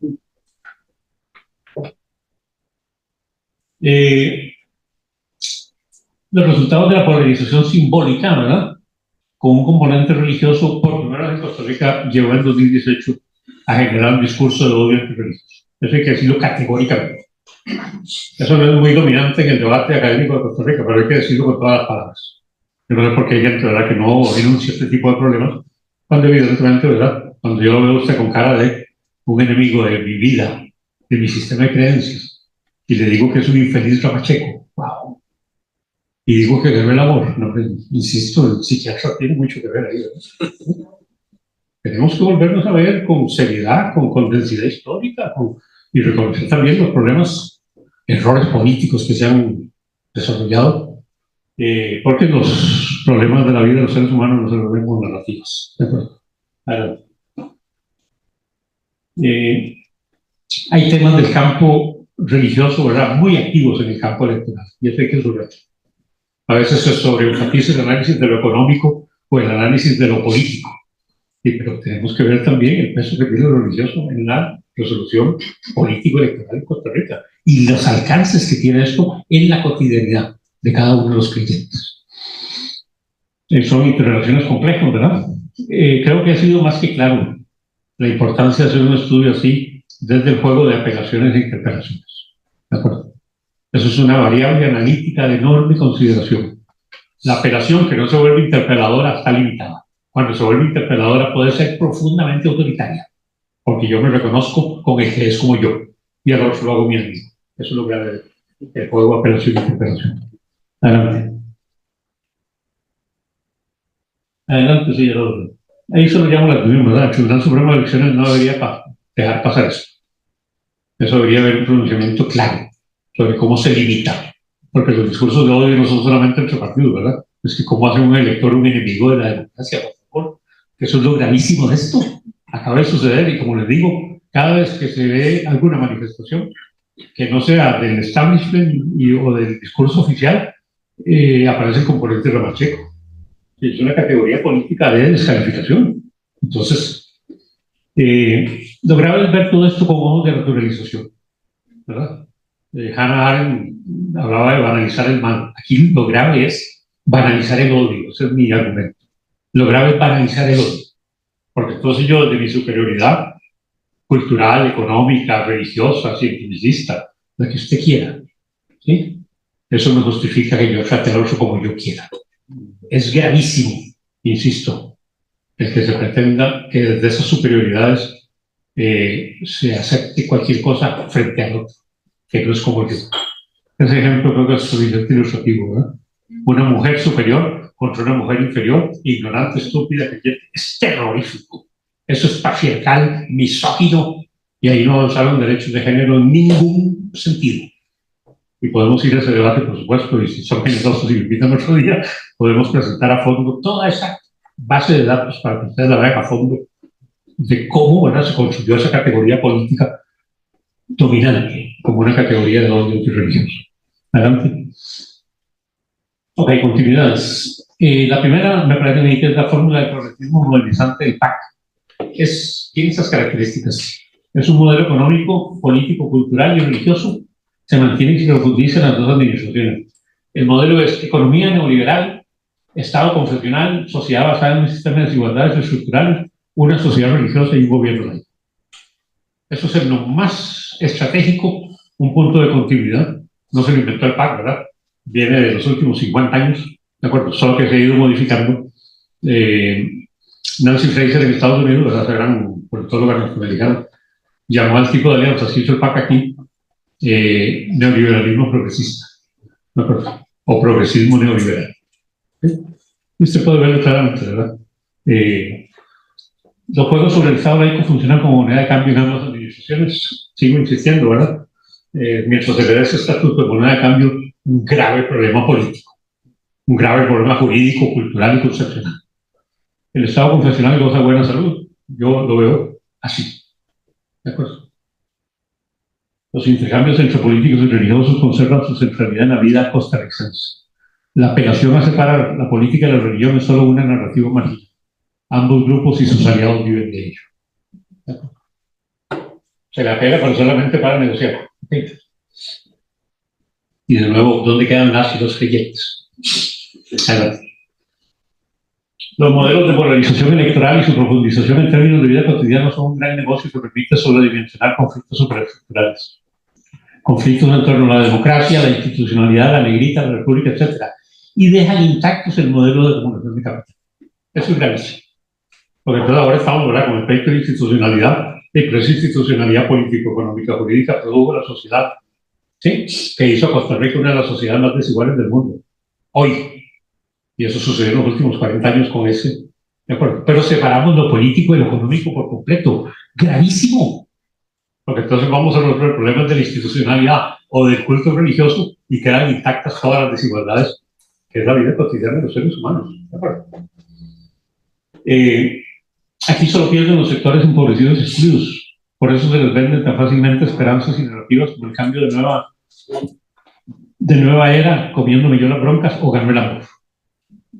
Narrativas exitosísimas. ¿Sí? El modelo de acumulación hegemónico en Costa Rica no es justo, ni solidario, ni equitativo, ni genera comunidad. Las apelaciones con contenidos pseudo-religiosos están totalmente vaciados de los contenidos centrales de cualquier cristianismo, y hay que decirlo categóricamente. Porque se juega con las creencias de los seres humanos, no con los contenidos de esas creencias. Esos contenidos son pisoteados sistemáticamente por los sectores políticos y por los sectores religiosos que negocian esos contenidos vaciados por completo. Construyamos comunidad, ¿cómo? ¿Verdad? Que vive el individuo exitoso, el ganador, ¿verdad? Los otros son losers, no hay. ¿Sí? Es una victoria cultural profunda de las tesis neoliberales, ya como un hecho cultural exitoso. Las apelaciones, bueno, adelante. Ruptura, ¿verdad? La primera es en el caso de Chávez, esta administración. El sentirse que es una especie de pastor político religioso lleva a Chávez a una narrativa mesiánica. Eso está claro. Es una ruptura con lo que es la tradición histórica, digamos, del ejercicio del poder político en una república liberal. En la presentación de la ley Jaguar se comparó con un Moisés incomprendido en el desierto de la política costarricense. Si no han visto el discurso, con mucho gusto se los mando. Sí, soy un Moisés. Llegaré, probablemente no vea el futuro de mi pueblo, pero fui yo quien lo llevó. Mientras viviré en el desierto de la política. Insisto, el pueblo religioso, la sociedad religiosa, oye eso. ¿De acuerdo? No tienen un Moisés, ahora tienen uno. ¿De acuerdo? Es una actitud sexualmente personalista. En eso coincido con los últimos estudios del CIEP. Normalmente tengo discrepancias de fondo con los colegas del CIEP. En este caso, ¿verdad? Eso solo puede hacerse de un manejo personalista. Podemos afirmar que es la primera vez en la historia política que un presidente se le pide por parte de un interlocutor religioso que bendiga a su pueblo, como sucedió en Limón hace un mes.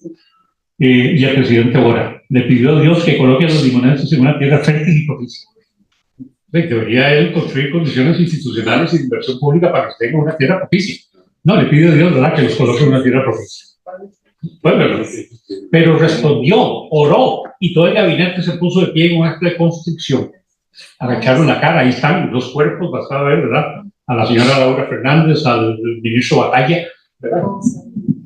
El acto era este: mientras predicaba la oración Chávez, pueden ver un pastor mesiánico. Estos se agacharon aquí, de pie, en un culto a cielo abierto, en Limón. Entonces, claro, yo me pregunto, ¿por qué Limón? ¿Por qué no pasó eso en Alajuela? ¿Puede pasar eso en San Ramón? Es que todo esto hay que verlo de gordo. ¿Por qué hay una posibilidad de una interlocución desde un interlocutor religioso que le dice, ore por el pueblo? ¿Sí? Y el presidente ora. Yo no recuerdo haber visto jamás. Ni el más, emotivo, Rodrigo Carazo, llegó a un punto así. Jamás. ¿De acuerdo? Pero aquí lo tenemos y hay que subrayarlo. La presentación de personajes tipo poder pastoral de Foucault tiene limitaciones narrativas y políticas sustantivas. Sin una legitimación efectiva por parte de los operadores reconocidos del campo religioso, el discurso del pastor político religioso puede caer en una trampa de vaciamiento al estar autocentrado en el mismo, es decir, el Señor de las Fondas. Tiene una limitación importante, eso hay que verlo, ¿verdad?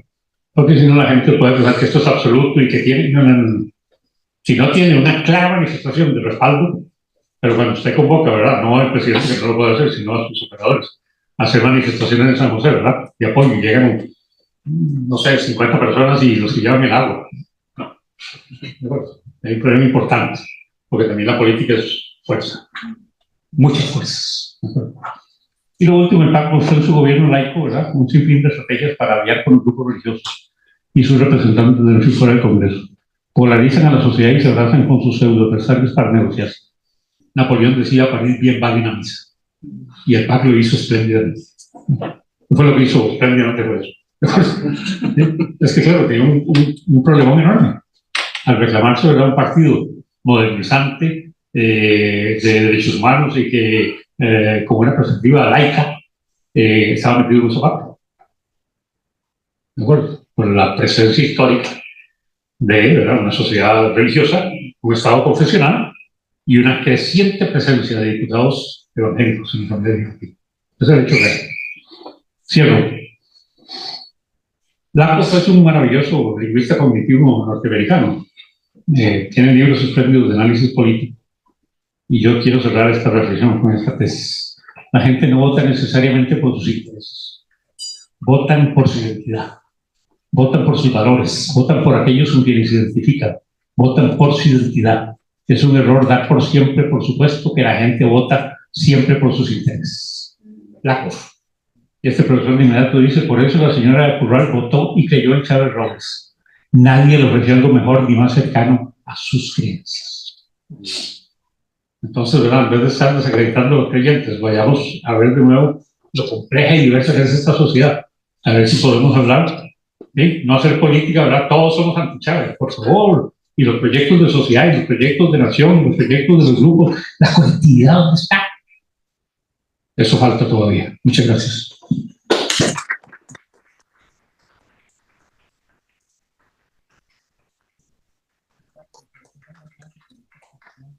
Interesante, ¿verdad?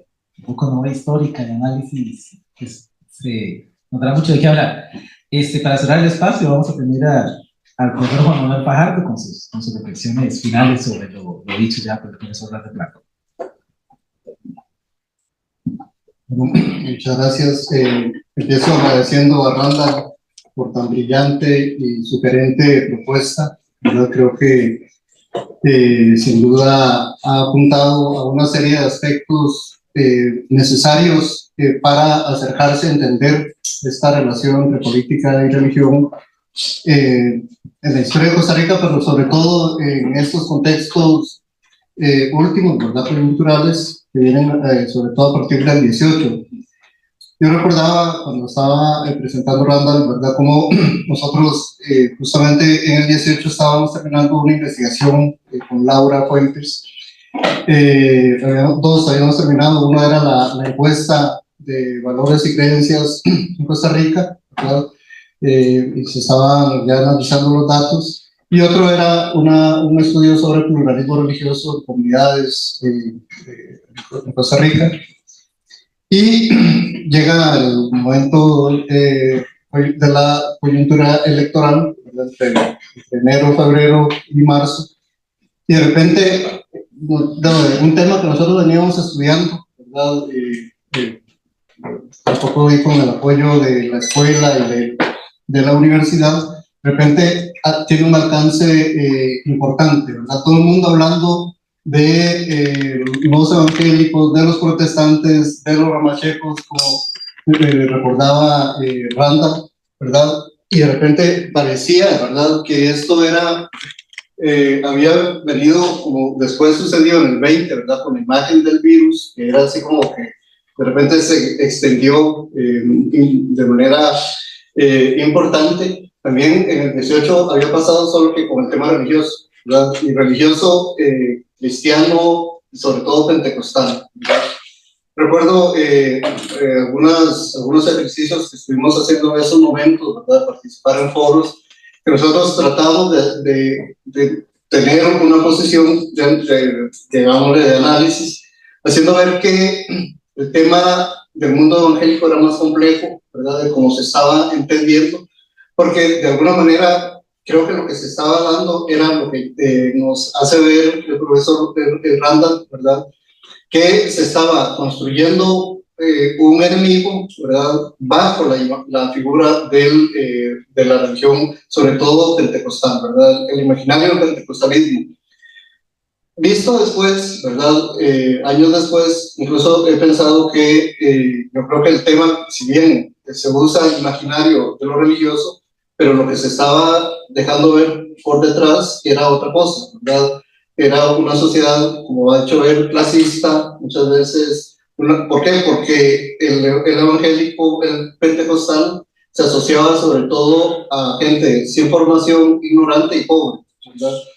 Y entonces era el temor de que gente marginal, ¿verdad?, estuviera en el poder, ¿verdad?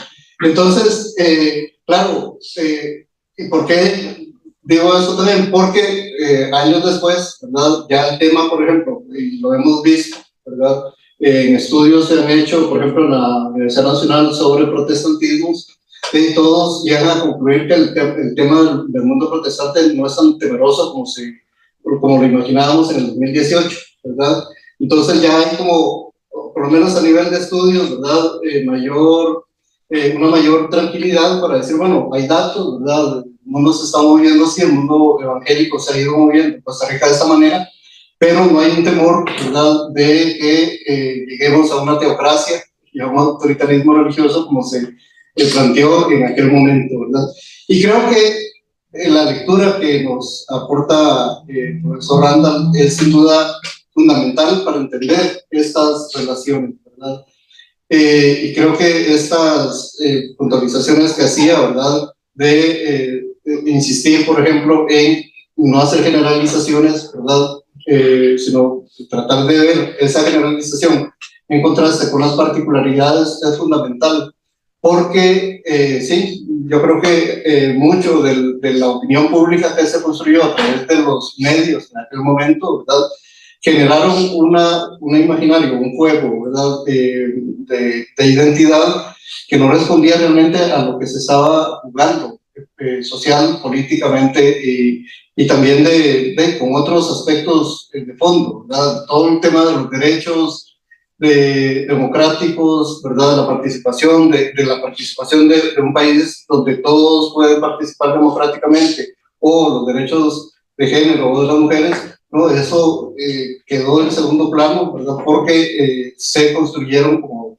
bien apuntó, imaginarios de enemigos, ¿verdad?, que sin duda polarizaron, ¿verdad?, bastante nuestra relación. Y al final creo que también esta puntualización que hace, ¿verdad?, de pensar el tema de lo religioso en lo que es el manejo y los intereses que hacen algunos sectores y algunas personas frente a lo que es las creencias, ¿verdad? Y por lo tanto, ahí también tenemos un juego, ¿verdad? Una relación importante a considerar, porque por ejemplo, en esos análisis no se puede mezclar, digamos, por decirlo de alguna manera, el tema de las creencias, ¿verdad? Porque las personas tienen ciertas creencias, asumir que es el juego político que se está haciendo. Creo que esto, sin duda, es un aporte fundamental, ¿verdad?, para entender y aproximarse a esta dinámica de análisis. Yo quisiera terminar, ¿verdad?, porque cuando estaba presentándose el análisis del profesor Randa, estaba pensando mucho en el libro de Martin Nussbaum, el de por aquí lo noté, de la no intolerancia religiosa, ¿verdad? Cómo superar la política del miedo en época de inseguridad, ¿verdad? Que apunta, libro que hace ver cómo muchas veces las construcciones de enemigos, ¿verdad? Las construcciones de imaginarios con los cuales uno se relaciona, y con lo religioso es muy fácil manipularlo para construir enemigos en épocas de inseguridad, de cambio, es muy fácil, ¿verdad? Entonces, ¿cómo contrarrestar esto, ¿verdad? Esas intolerancias. Y claro, eso implica mucho trabajo, ¿verdad? Pero me hacía pensar mucho en este libro, ¿verdad? Y un poco el trabajo que hace esta autora, porque creo que sin duda es el reto que tenemos nosotros es, primero, entender lo que está pasando, ¿verdad? Y obviamente entendiendo y viendo cómo es la dinámica que tienen estos fenómenos, ver cómo podemos aportar también, ¿verdad? Para contrarrestar algunos usos y mal usos, ¿verdad?, de los discursos religiosos, por ejemplo. Entonces, muchísimas gracias, ¿verdad? Y creo que ha sido sin duda una presentación muy rica y estaremos aprovechando y también generando muchas preguntas. Gracias a Juan Manuel. Bueno, creo que aún tenemos unos minutos, podríamos llegar tal vez hasta las 8 y aprovechar al profesor Randa, que está por acá. En caso de que haya alguna pregunta, alguna reacción, algún comentario sobre lo expuesto, tendríamos el espacio para poder plantear nuestras ideas. Así que si hay alguien acá en la sala que quiera intervenir con todo lo escuchado, pues sería este el espacio. O también invitar a las personas que nos acompañan en la llamada de Zoom para que coloquen sus preguntas e ideas. Así que adelante, no sé si habrá algún deseo de intervención. Por favor. Sí, la pregunta que resalta en mí es, al ver ese fenómeno político, religioso, esa fusión, ¿verdad? Ese amiguismo, mi pregunta es, ellos son elementos de dominación. ¿Qué está detrás de todo eso? No creo que emerja solamente por sí misma como que tiene vida propia, sino que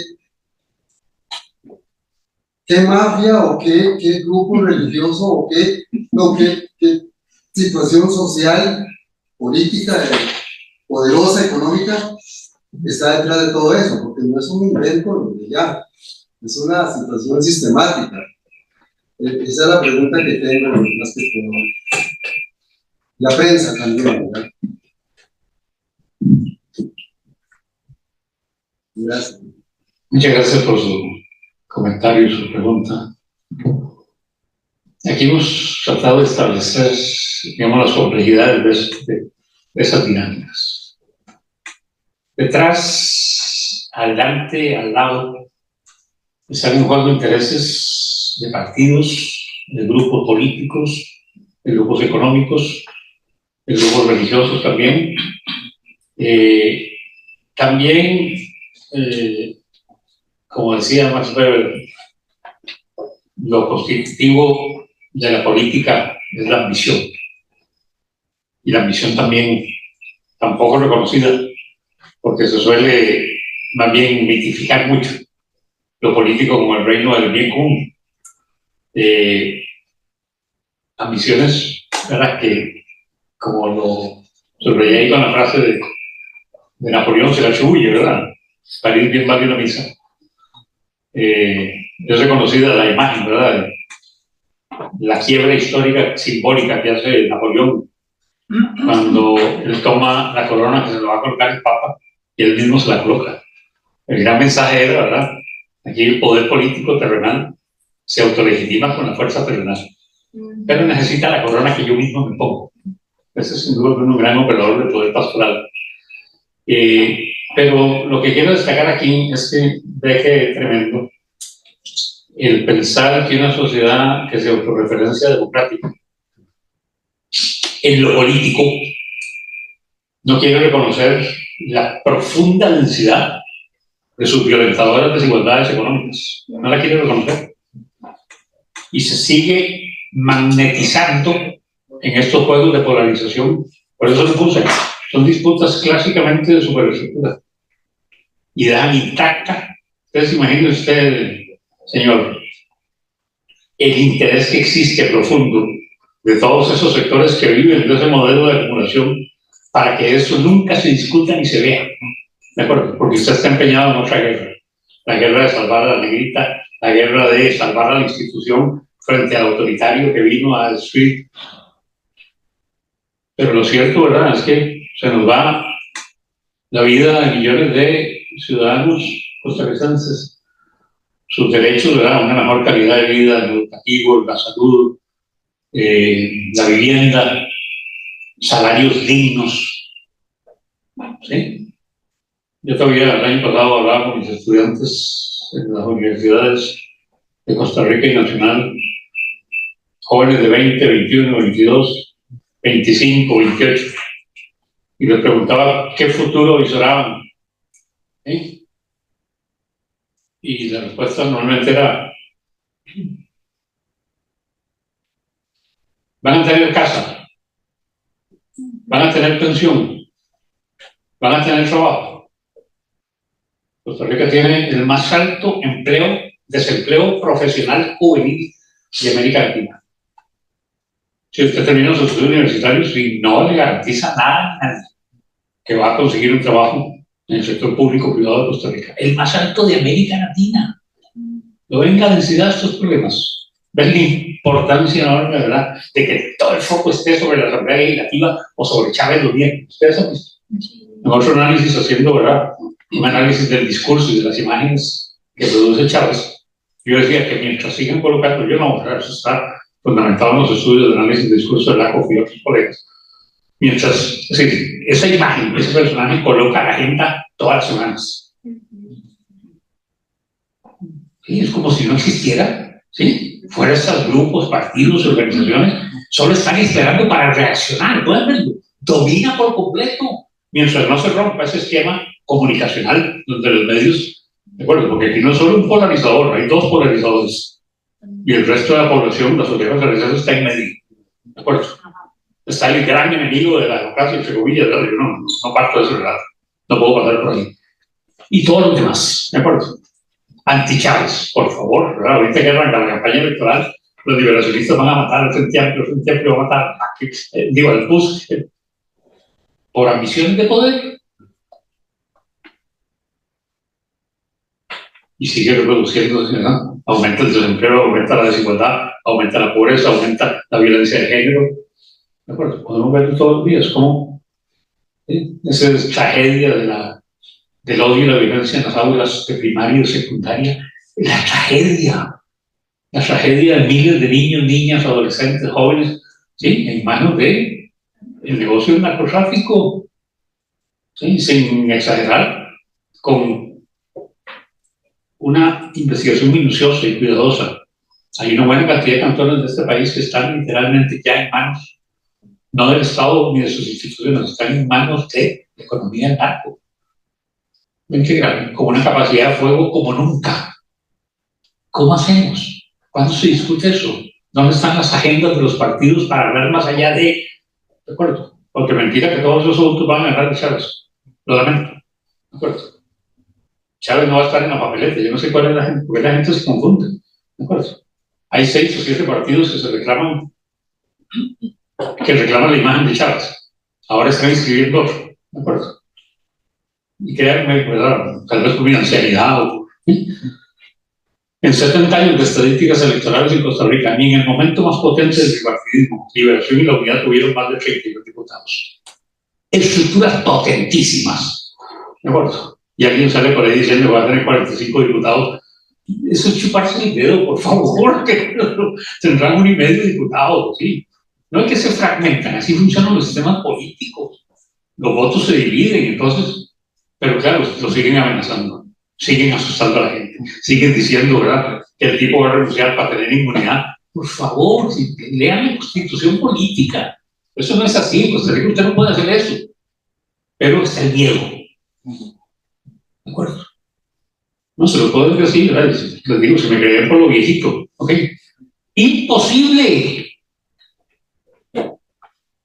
Entonces no están asustando con una vaina vacía, pues, ¿verdad? Pero mientras sigamos viviendo el miedo, Fromm decía, ¿verdad?, que la única manera de derrotar al miedo, ¿verdad?, en la escuela de Frankfurt, es educando para la libertad y con la libertad. Pero ¿cómo me va a creer usted, verdad, si yo pienso que soy un creyente religioso, estúpido, ignorante y pobre? Usted nunca me va a escuchar, usted nunca va a confiar en lo que yo le digo, porque yo estoy desde mi superioridad. Eran pobres, ¿verdad?, en las costas, estaban, ¿verdad?, en las fronteras, eran migrantes, es decir, esos clasismos espantosos, ¿verdad? Lo gravísimo es que estamos generando una cultura que se basa en superioridades, ¿verdad?, pero puede convertir esas superioridades en una mayoría que se vuelve supremacista. Eso sí que es el colmo del autoritarismo. No solo Chávez, por favor. Vean ustedes que el gobierno anterior les da gran capacidad de decir que ganó el amor, ¿verdad?, cuando había pisoteado a la mitad de los creyentes religiosos de Costa Rica. El ataque no era solo contra los creyentes evangélicos, era contra los creyentes religiosos, católicos también, que votaron muchos, ¿verdad? De primera a segunda ronda, Fabricio Alvarado pasó, subió 400,000 votos. ¿De dónde salieron? De creyentes religiosos, claro, por supuesto. Entonces, todos esos grupos están ahí, intereses y también ambiciones de poder. Pero es bueno decirlo, ¿verdad?, porque mientras sigamos soñando el sueño de la Costa Rica igualitica que todos nos queremos, no, eso se acabó hace bastantes años. Pero es muy eficiente, ¿verdad?, cuando uno recrea el mito. ¿Okay? Este profesor sí no pasa por el mito, yo soy de los que prefiero, ¿verdad?, de poner ahí circunstancias históricas, fuerzas, grupos, y es lo que nos corresponde, ¿verdad? Venir a hablar aquí como una barricada es muy fácil. Hacer eso, ¿verdad? Miren el tiempo que llevas esto, ¿verdad? La dedicación, la investigación, hacer entrevistas, hablar con la gente, sobre todo oír a los seres humanos, oír a los seres humanos. ¿De acuerdo? Gracias, profesor. ¿Alguna pregunta más? Tenemos 2. Podemos tomar primero con Pablo y luego con el caballero del fondo, por favor. Sí, buenas noches. Estoy muy rápido ahora. El resto del tiempo, están los abuelos y el jurnalista destacado aquí. Entonces, yo quisiera preguntarle cómo ven los vistas para las próximas elecciones. ¿Cómo cree que va a estar esta carajada en un par de años? ¿Qué va a pasar? Ya le un poco. Sí, y podemos tomar la segunda, por favor. Sí, gracias. Respecto, Randall, cumplo la función de periodista allá en México, en el estado de Chiapas. Estamos aquí, compañeros de Perú, de Honduras, en el DEI, llevando una preparación especial que nos mandan nuestras instituciones. Por eso no pueden mencionar en política que están hablando. Pero sí tengo algunas interrogantes que quiero hacerles, si me lo permite. Primero, no sé si tuvo usted la oportunidad de ver y escuchar un documental que recibe el nombre de Reset. Reset es de resetear. Ahí se encuentra contemplado toda la historia del COVID como una farsa, nada más para transmitir y hacer valer lo que se llama, en este caso, es eso del miedo, Sí. la teoría del caos, la teoría del caos. Si lo ve, va a encontrar mucho material. Segundo, encuentro aquí a través de sus palabras que muchas instituciones educativas de alto nivel también no están cumpliendo su función cabalmente porque no están dando trabajo a los egresados. Es decir, se están convirtiendo en oficinas de desempleo o en escuelas de desempleo. Sí. Y tengo una tercera pregunta que se estaba escapando. Bien, la constitución política de cada país contempla por lo general la discriminación. Está prohibida la discriminación por razones de religión, partido político, etnia, etc. Y tengo conocimiento que aquí los afrodescendientes han tenido complicaciones en la vida que llevan, igual que grupos étnicos de acá. Si usted contempla todo esto, posiblemente con la apertura de su libro se puedan hacer algunas propuestas que los considero valiosas. Gracias por su atención.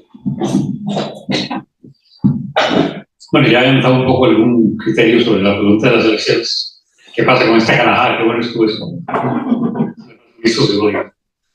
Bueno, con esta carajada, sí, realmente. Claro que hay problemas muy importantes hacia la campaña electoral. Ahora le han dado un poco, ¿verdad?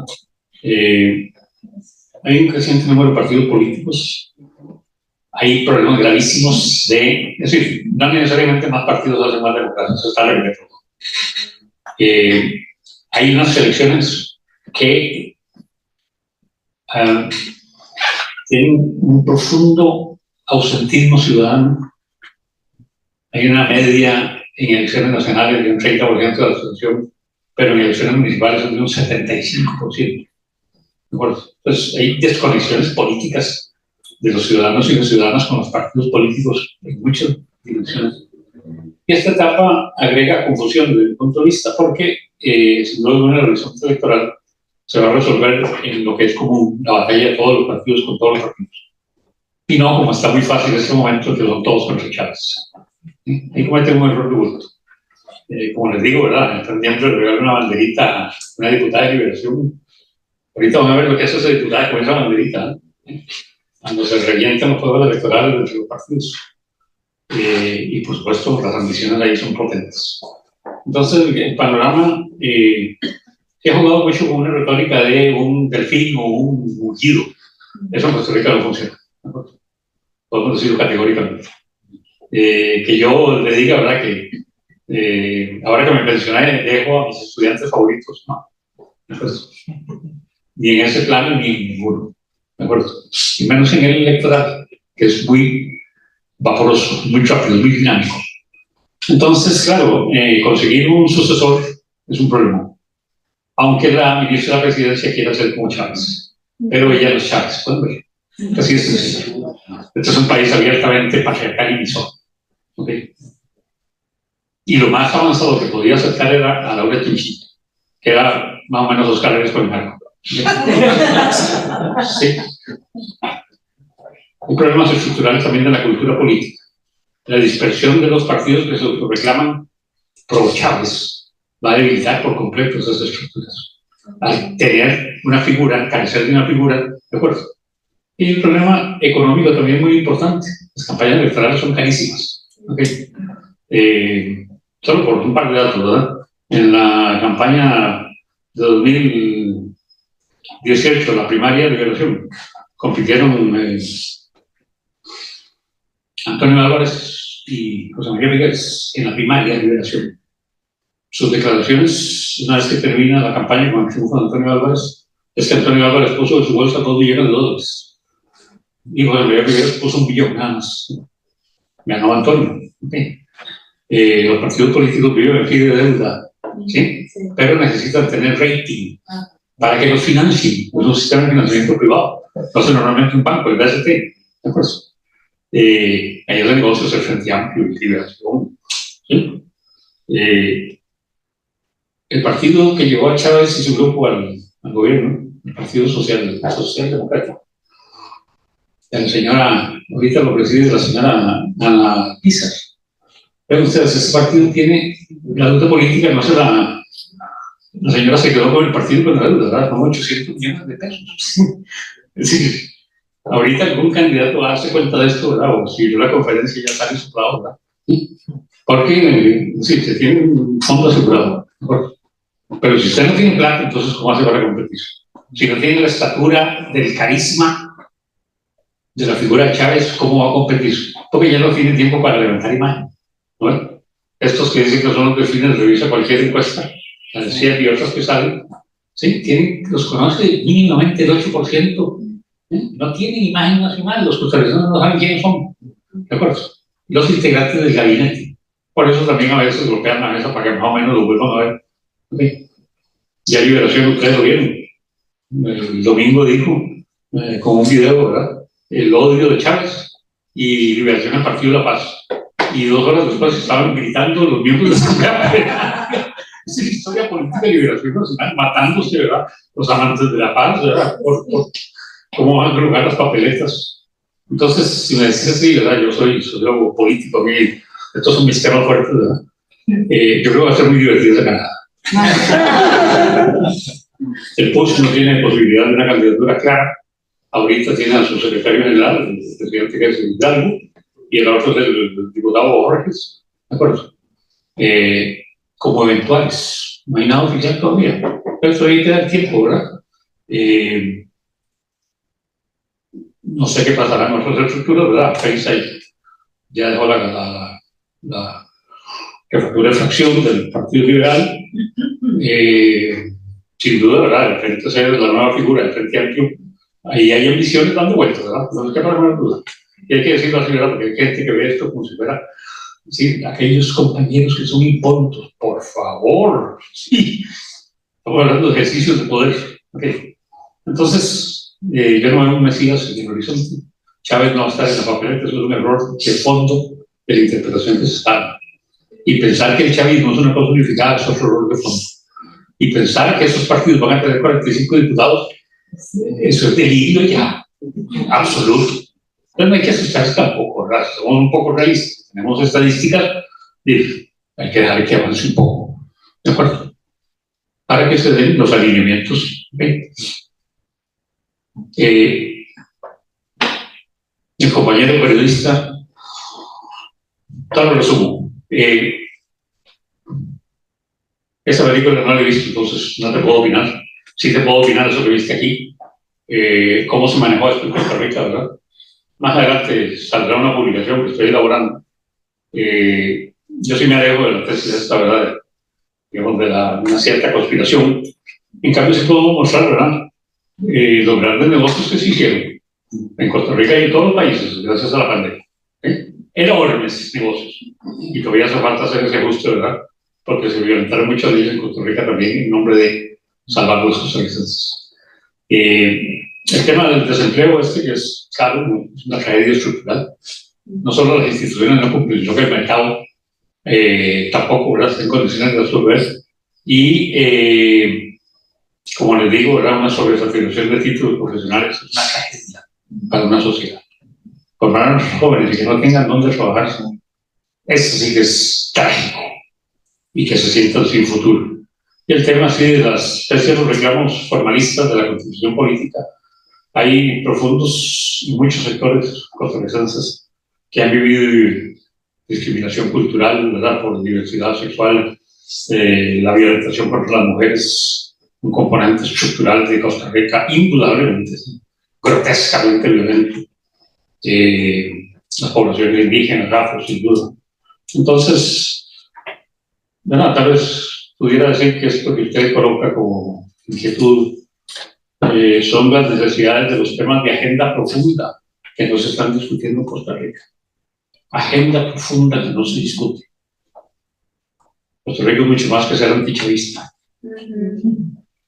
Es una tarea de todos los ciudadanos y ciudadanas. Muchas gracias. De nuevo damos las gracias al profesor Randall Blanco Lizano, al profesor Juan Manuel Fajardo por acompañarnos esta noche en esta análisis de coyuntura. Agradecemos a las personas que se han acercado a la universidad hoy, al campus, que nos han acompañado, ¿verdad? Perdón, sí, claro, y en Zoom, ¿verdad?, tenemos bastantes personas que han estado atentos y atentas, así que, bueno, la invitación al profe Randall a indagar, ¿no?, y a seguir viendo cómo va la carajada. Damos las gracias también a Tex y a Luis, a Karen, por ayudarnos con todos los elementos técnicos y bueno, sigan conectadas de las redes, de información, de las instituciones que estamos acá, de las publicaciones del profesor Randall que vienen de camino y pues a indagar y a luchar, ¿verdad? Pues, eso es lo que nos queda por delante. Muchas gracias y buenas noches. Pero...